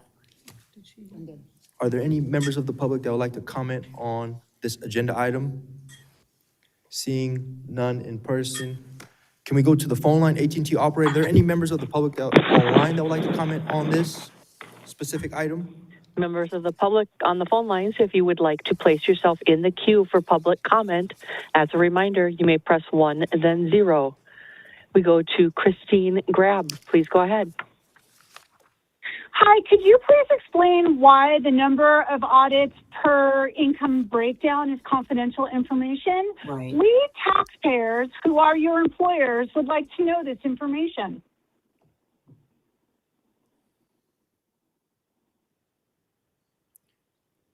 Is that all your comment, Ms. Grab? Yes, if you could please explain that, I would appreciate it. Thank you. Next caller, please. And no members of the public are queuing up at this time. Please continue. Wonderful. We're going to go ahead and close this item out. And Before you close out this item, I mean, I'll be honest with you, Christy Grab raised the same question that I had in the back of my mind. I don't understand why that number would be confidential or private. We literally collect information for a living at the Franchise Tax Board. Why is that? We're not asking for individual account information. You bet. I'm happy to address that. So our audit Thank you. criteria is confidential in order to make sure. I'm sorry, what is confidential? I'm sorry? Please repeat yourself. Shane, if you go ahead for the record. Oh, yes. This is Shane Hoffling, Chief Counsel, the Franchise Tax Board. So our audit criteria is confidential. And so with that, any breakdown of that would provide insight to individuals of what levels we do audit, would provide a kind of an example of areas that would allow people to take perhaps less accurate positions if they knew they fell in certain levels based on their chances of being audited. As a result, we don't disclose that information publicly in order to protect our audit criteria. And is that a long-standing policy that, has it ever been challenged before? Or is that just a policy or is that like law? So as far as, so we have the ability under the statutes to keep our audit criteria confidential. And so it's been a long-standing policy that we've looked at our specific data according to that as being part of that criteria. Okay. I'm not sure I'm in agreement with that interpretation. But we'll move on. Thank you, Controller. Back to you, Deputy Controller. Appreciate that, Madam Controller. So now that we've done public comment, we've had comment from the members and questions answered. So, Madam Secretary, may you please call the next item, item number 7? Item 7 on the agenda is the executive officer's time, and I will turn it over to Selvi Stanislaus. Thank you, Madam Chair, and good afternoon, board members. So before I share some of my comments, I would like to observe that the controller's daughter was sitting intently on the controller's lap and listening to the FTB board meeting. She's a little, she's 4 years old? Or 5? Five. So another future FTB employee is probably working on audits with us. So that was so cute to see that. All right, everyone. I'd like to welcome all of you to our first board meeting of 2026 at this beautiful Meili complex. It's truly a privilege to be here with all of you. I'm excited about the work we'll accomplish together this year. First, I want to extend a heartfelt thank you to the State Controller Malia Cohen and also to our board members for your support through 2025. Your guidance and collaboration were instrumental in helping us achieve another successful year. We're deeply grateful for your continued partnership as we progress into 2026, and I look forward to building on the strong foundation we've established together. It's also my pleasure to welcome back Board Member Sally Lieber from the Board of Equalization. Member Lieber, your expertise on leadership, public service, and advocacy will again be invaluable as we navigate the challenges and opportunities ahead in 2026. So as you know, tax day is just around the corner. So I want to give a quick update on our filing season stats. And I know Michael gave some updates, but let me enhance some of those stats. So over 10 million personal income tax returns, with 98% of those have been e-filed. We processed 7 million refunds with an average refund of $1,369. 6.4 million refunds were deposited directly in the taxpayer's bank account, and 82% of refunds were issued in under 10 days. So far, we've processed over 3.4 million tax payments, totaling over $27 billion, with 89% of that money received electronically. And that was a question that you asked, Member Perrault. We are excited that many people are now banking electronically with us. So I also want to give a quick reminder about some FTB events happening this year. So tax day is April 15th. So all hands are on deck right now at FTB. Thank you, Controller Cohen, and thank you, Member Lieber, for coming and being a part of tax day with us. And April 29th, from 11 a.m. to 1 p.m., we are hosting our annual Wellness Fair, one of my favorite events of the year. Also, our Vita year-end celebration is scheduled for May 13th, and later in the year, on July 21st, we'll be hosting a much-deserved EDR2 end-of-project celebration. So with that, I want to thank our FTB staff who makes all this possible through your hard work and dedication. And again, thank you to the board for your support during this filing season. And also a big, big thank you to all our FTB staff who work tirelessly to ensure this board meeting runs smoothly with a shift in location almost last minute. So thank you, staff. Appreciate all of you. Back to you, Controller. Thank you, Executive Officer Selfie. Really appreciate the report, and I also like to just thank the staff for the accommodation. We'll be back in the Goldberg Auditorium at our next meeting. So I'm going to open this up now to member questions or comments on the Executive Officer's report. Seeing none, we can move now to public comment. Are there any members of the public in person that would like to comment on the Executive Officer's report? Please step forward. Seeing none, AT&T operator, are there anybody in the queue that would like to speak to agenda item number 7? Members of the public on the phone lines, if you would like to place yourself in the queue for public comment, as a reminder, you may press 1, then 0 at this time.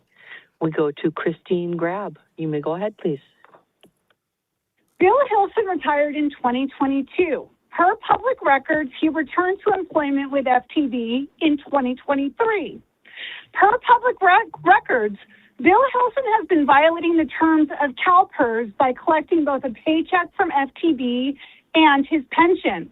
While CalPERS does allow a retiree to go back to their old job one time as a temporary employee, Bill Hilson has been at FTB for over 2 years now.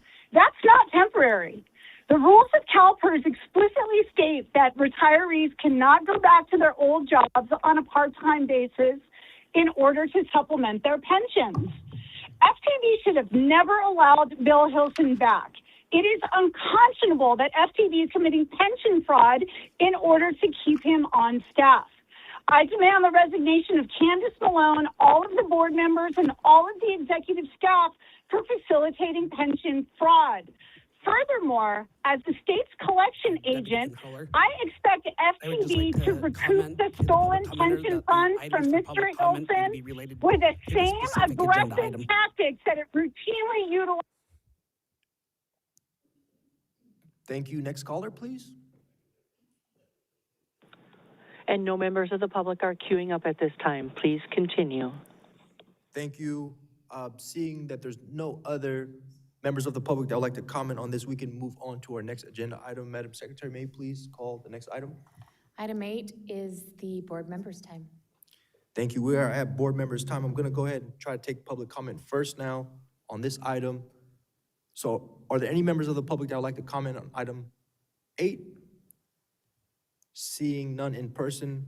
AT&T operator, is there anybody in the queue that would like to comment on agenda item number 8? Board members' time. Members of the public on the phone lines, if you would like to place yourself in the queue for public comment, as a reminder, you may press 1, then 0 at this time. And we go to Christine Grab. Please go ahead. Ms. Grab, before you begin, What's the can you topic? please, We don't know if we should comment without knowing the topic. can you please just keep it within the parameters of the agenda item, please? And you can go on, and we can reset her time. The executive, please just tell us what the topic is so we know if we should comment for the board members' time. The current agenda item is board member time, so it's a time for the board members to bring up any specific items that they would like to talk about. So currently, no items have been brought forward. We can start your clock, Ms. Grab. Oh, no, I just wanted to know what the topic was because I don't know if I want to comment until I hear what you say. So I'd like to know what you're going to talk about so I know if I want to make a comment.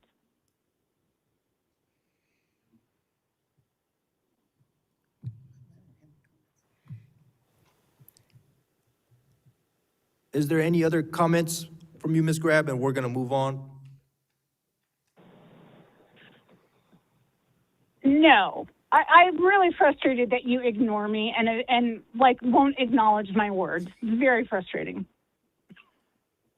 Thank you. Can we move on to the next caller, please? And there are no other members of the public in queue at this time. Please continue. Thank you so much. So we're gonna move forward now. We have a very exciting day because we have 2 retirement resolutions from the Franchise Tax Board.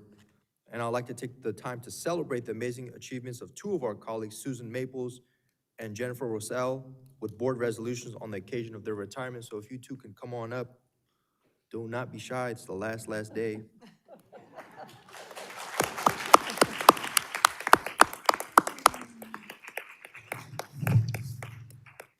So I have these two beautiful resolutions I'd like to read into the record. First would be of FTB's Economic and Statistical Research Director, Susan Maples, today with a retirement resolution celebrating her 33 years with the Franchise Tax Board. We would like to welcome Susan's family that is joining us today. Susan is joined by her husband, James, her son, Zach, and parents, Jim and Marcia. So, Susan, our board resolution to you reads, and I ask you, Member Lieber, if you could hold it.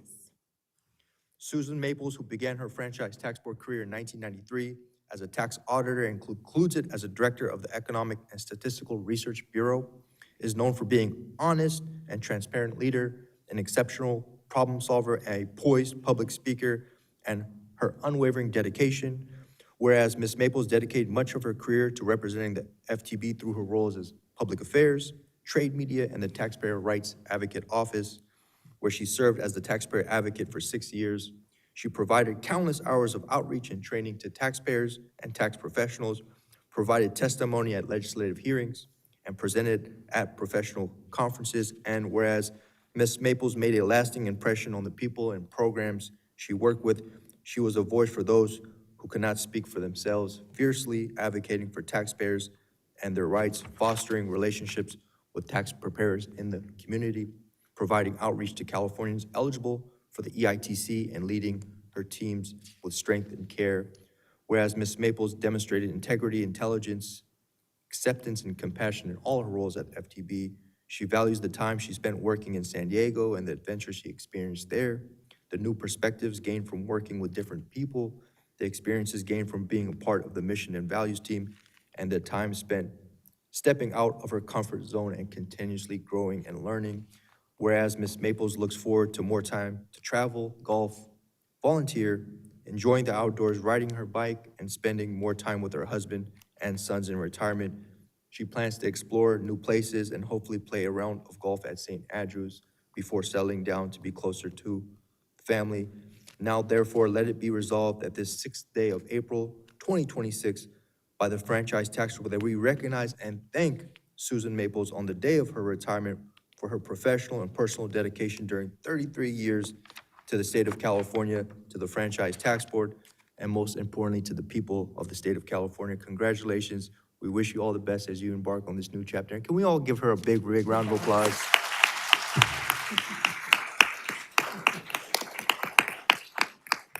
Thank you, Ms. Maples. I'll turn it to you if you have any comments.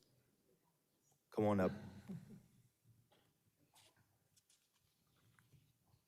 I'll make this very brief. It's surreal to be here for the last time because I feel like I've given so many speeches before this board, and I want to thank everyone for their support. But today, there's some other people I need to thank. And 33 years ago, I graduated from Sac State not knowing what I wanted to do. And my mom was working at the Board of Equalization. I shared that with Selvi. And she encouraged me to go to the state interviews on campus, and I did. Ended up getting offered a job at Franchise Tax Board. And one of the other things that she did was hound me constantly about starting a 401k in the 457. Back then it was a paper process. It was not easy to do, but she insisted that I do that and that I contribute a portion of every raise that I got into my retirement. And because of that, I am standing here today, ready to retire and eager to move on with my life. So a huge thanks to my mom. People, you should listen to your mother.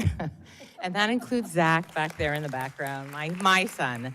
And also, of course, my family, my husband, who's been retired from the Secret Service for, gosh, like 12 years. He's been really the rock that supported our family while I was off giving all of those speeches and education presentations and whatnot. For many years, he's listened to me come home and stress about the things that go on, at work. And so very grateful to my husband for all of his support for many of these years. And again, grateful to all of my coworkers, my friends, my family, and of course, all of you. The executive, Selvi Stanislaus, our executive officer, all of the governance council at FTB, and of course, our wonderful board. I've been with many board members over the years, like I said, many presentations here, and just so very grateful for your support over the years. Thank you very much.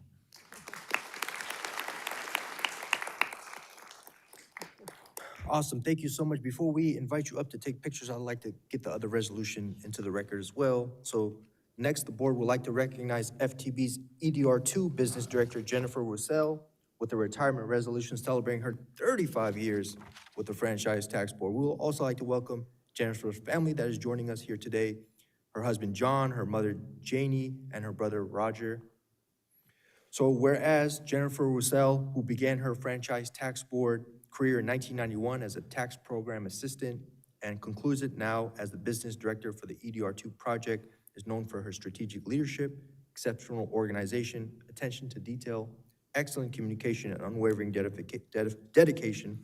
Whereas Jennifer designed and led the implementation of numerous enterprise-wide programs benefiting Californians, including the Information Validation System, CalFile, Child Support Automation System, the Enterprise Customer Service Resolution, the Enterprise Tax System, and the California EITC. She also represented FTB on the California Tax Education Council Board and oversaw the fraud and identity theft programs, and most recently and notably led the effort for the EDR2 project, which we celebrate the completion of today. Whereas Jennifer made a lasting impression on the people and programs she worked with, she is known to be trustworthy, collaborative teammate who leads by example, as someone who genuinely cares about the product she delivers, as an exceptional listener and communicator, and as someone who is skilled at identifying and solving business problems without losing focus. Jennifer wore a lot of hats at FTB. She demonstrated exceptional leadership, integrity, strategic vision, commitment to excellence, and compassion in each of her interactions. She began each endeavor with the end in mind, made sure that no team member was left behind, and was not afraid to take big risks that resulted in big rewards. She recognized that there is always value in a job well done. Whereas Jennifer looks forward to spending more time with her daughter Alexandria and her son Thomas in Nevada, with her mother Janie, and enjoying the outdoors with her husband John. She plans to travel, take a few chances, and maybe play a slot machine or two. And now, therefore, let it be resolved that on this 6th day of April in 2026, by the Franchise Tax Board, that we recognize and thank you, Jennifer, on the day of her retirement for her professional and personal dedication during 35 years to the state of California, the FTB, and most importantly, to the people of the state of California. Congratulations, and we wish you all the best in Nevada as you embark on this new chapter. So let's give her even bigger round of applause, everybody. So Jennifer, I ask you if you want to provide any comments. I actually have to read it because I am going to cry, I think. And people have bets on my crying time frame. 30 seconds, a minute, maybe I'll win. I bet on no. Okay. Good afternoon, Madam Chair and members of the board. As I stand here today, closing out a chapter that began when I was barely out of high school, I am filled with gratitude. I'm not going to do it. When I first joined the Franchise Tax Board, I didn't see it as the beginning of a lifelong career. I saw it as a great job to help me through college. Inspired by the examples set by my mom, Janie Lackey, and my brother, Roger Lackey, who was also, both of them were Franchise Tax Board employees. Roger is still, who are already part of the FTB family. What I found, however, was far more than a job. I found a community that shaped my life in ways I could never imagined. Throughout the years, throughout every role and every challenge, this organization has surrounded me with support, encouragement, and genuine care. FTB has been with me through every major life milestone. I was 18 when I started, so finishing college, getting married, raising my children, supporting my parents when they needed me most. The balance between service to California and honoring the needs of employees' families is, I believe, FTB's secret sauce. It's why people stay, and it's why those that leave come back. I want to express my heartfelt appreciation to Selvi and to our Governance Council for believing in me and for giving me the opportunity to finish my career in a role that allowed me, I'm not going to do it, to bring together everything I've learned in the most meaningful way possible for Californians. And I hope I made you proud. And thank you as well to the board for your continued support with all of that work. To my colleagues at FTB, thank you for your patience, for entertaining my ideas, for humoring me and the tools I created to try to make our work easier. I swear it was to make our work easier. and for the relationships we've built along the way. These relationships are what I'm going to miss the most. To my brother, Roger, thank you for being the best big brother anyone could ask for. I wouldn't be here without you. From the beginning, it may have looked like competition, but it was admiration and respect. You set that bar high, and it made me better every single day. To my children, Allie and Tom, you made me proud. They're working, by the way. That's why they're not here. You made me proud beyond words. You are compassionate, driven adults who want to make the world better, and you found wonderful partners in Bryson and Isabel to help make those dreams possible. To my mom,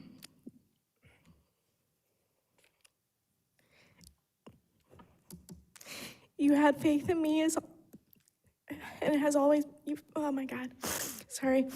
Your faith in me has always been greater than my own. You and Dad gave me the confidence to take on any challenge. You taught me that I could climb any mountain, and you will always be the wind beneath my wings. And to my husband, John, thank you. 33 of the 35 years with the state, he's been by my side. My cheerleader, I needed those 10 shoes. My cheerleader in success and my anchor in every storm as you join me in retirement soon. We did it, and I love you, and thank you will never be big enough. So as I retire, I do so with deep appreciation for the experiences, the people, and the purpose that have filled these years. It has been the honor of my life to serve this organization and the people of California. Thank you.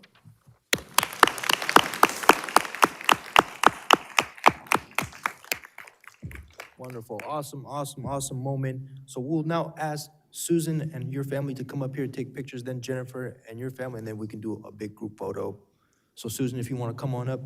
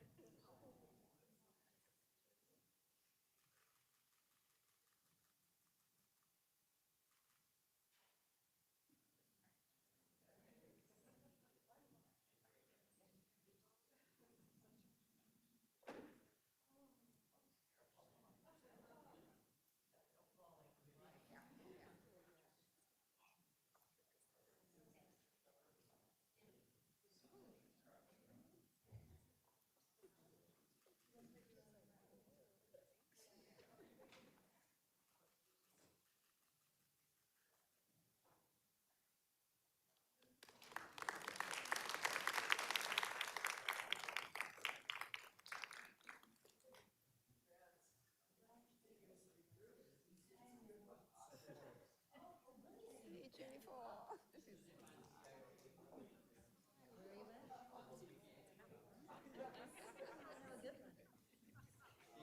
do, that's looking.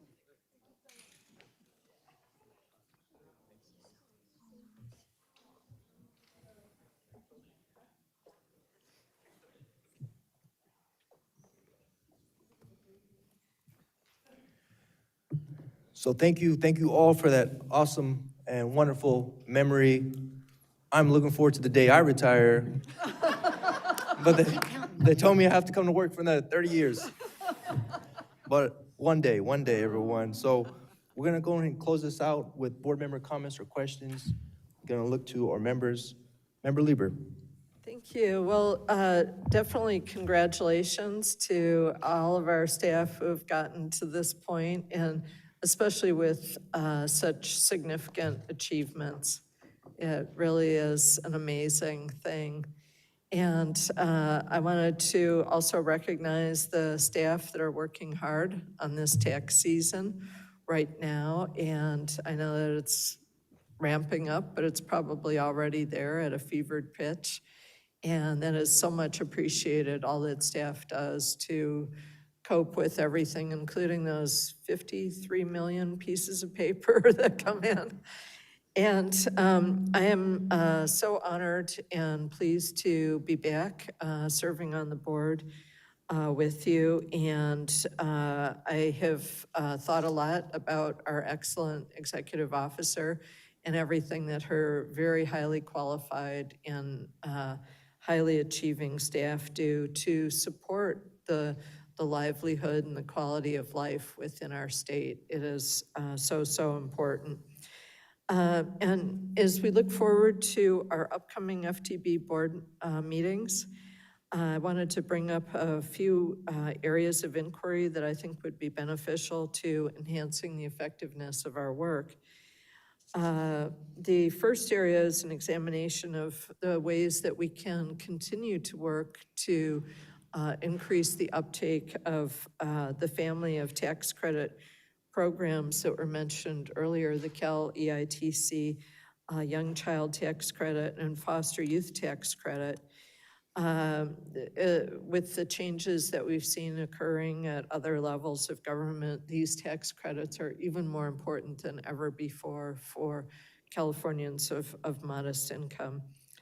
The second area that I'd like to bring up in the coming months is an examination of tax collections and revenue yields from FDB tax programs, the personal income tax and corporate income tax for small versus large taxpayers, and a visual matrix that could be shared with the public, I think would be very helpful and instructive. The third area is an examination of the audit priorities, as we've talked about earlier, and the audit assignments in relation to revenues produced. And lastly, I'd like to bring up the impact of changing economic conditions on revenues.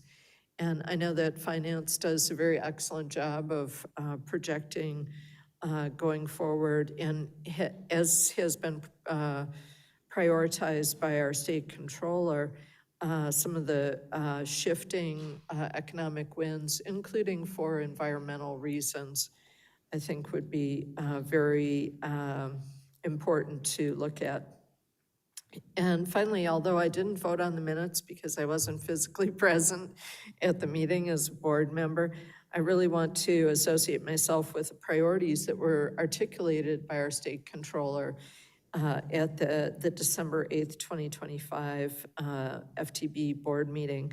And at that meeting, the controller is very clear in her request that she would like to see the FTB explore areas where tax policy and administrative work intersect with environmental goals, as well as with poverty alleviation. And there are so many forces that are exerting themselves on our constituents in California, and it has become very difficult to be in California and to enjoy quality of life here, especially for those who are most vulnerable and most in need, yet are essential workers within our California economy. Again, I want to recognize the importance of the work of the FTB. It is a real joy to go out to my constituents and to tell the FTB story, and how much people at the FTB really have the highest levels of professionalism and the highest levels of caring about our state. It is really a magnificent and very, very well-run organization. So thank you to our staff who are here today, as to all of the staff that are part of the agency. And I look forward to working with the board in the year ahead. So thank you so much. Wonderful. Thank you so much, BOE Chair Member Lieber. Looking forward to working with you as well, and as you articulate the work that's needed for everyday Californians to be able to afford, live here, raise their families, and really thrive. So I'd like to also just take a minute to recognize April as Earth Month here in California. It's a time to reaffirm California's role as a global leader in climate action and environmental stewardship. In this spirit, the Controller and I were particularly pleased on the staff report on environmental tax preference items. Our tax code is a powerful lever of change, whether it's through environmental tax credits or incentives for water conservation and renewable energy. We must ensure these tools are effectively reaching taxpayers and aligning with the state's ambitious goal of achieving 100% clean electricity and carbon neutrality. I also want to acknowledge that April is National Financial Literacy Month here in California. This is a vital time for Californians to strengthen their financial foundation, from mastering basic budgeting and building credit to understanding the complexities of taxes and long-term investing. Our work at the FTB is directly tied to this mission. Financial literacy is not just about individual success, it is a tool for poverty alleviation and economic resilience across our state. When taxpayers are well-informed, they can better navigate the system, access the credits they are entitled to, and protect themselves from the growing threat of tech-enabled scams and identity theft. So throughout this month, I encourage everyone to take advantage of the many resources available, such as state outreach. The Department of Financial Protection and Innovation, which is housed right here at May Lee, is hosting Spring Clean Your Finances webinars to help consumers protect their digital and financial lives. Community education, local libraries across California, from San Leandro to Los Angeles, are offering workshops on money essentials, debt management, and financial literacy for teens, and academic insight. Places like Stanford University are convening symposiums this month to advance the research and policy that will inform the next generation on financial education.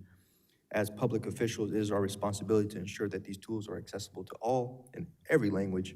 By promoting financial literacy, we empower Californians to make informed decisions that lead to safer, smarter spending, and long-term financial security.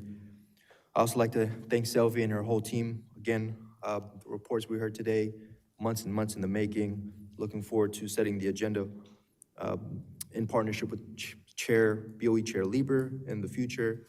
And last, before we adjourn, I'd also like to give a big congratulations to the UCLA women's basketball team on the national championship. I believe it's a great, great accomplishment. I got to watch a lot of the game. And just really big shout out to all those women who put in many, many months of hard work, dedication, sacrifice, honestly, a whole life to come to that and bring the title back to California, and the West Coast is the best coast. So with that, everyone, seeing that there's no other business to attend to, go Bruins. And I'd like to adjourn this meeting here at 3:40 p.m. We will see you at our next FTB meeting. This meeting is now adjourned.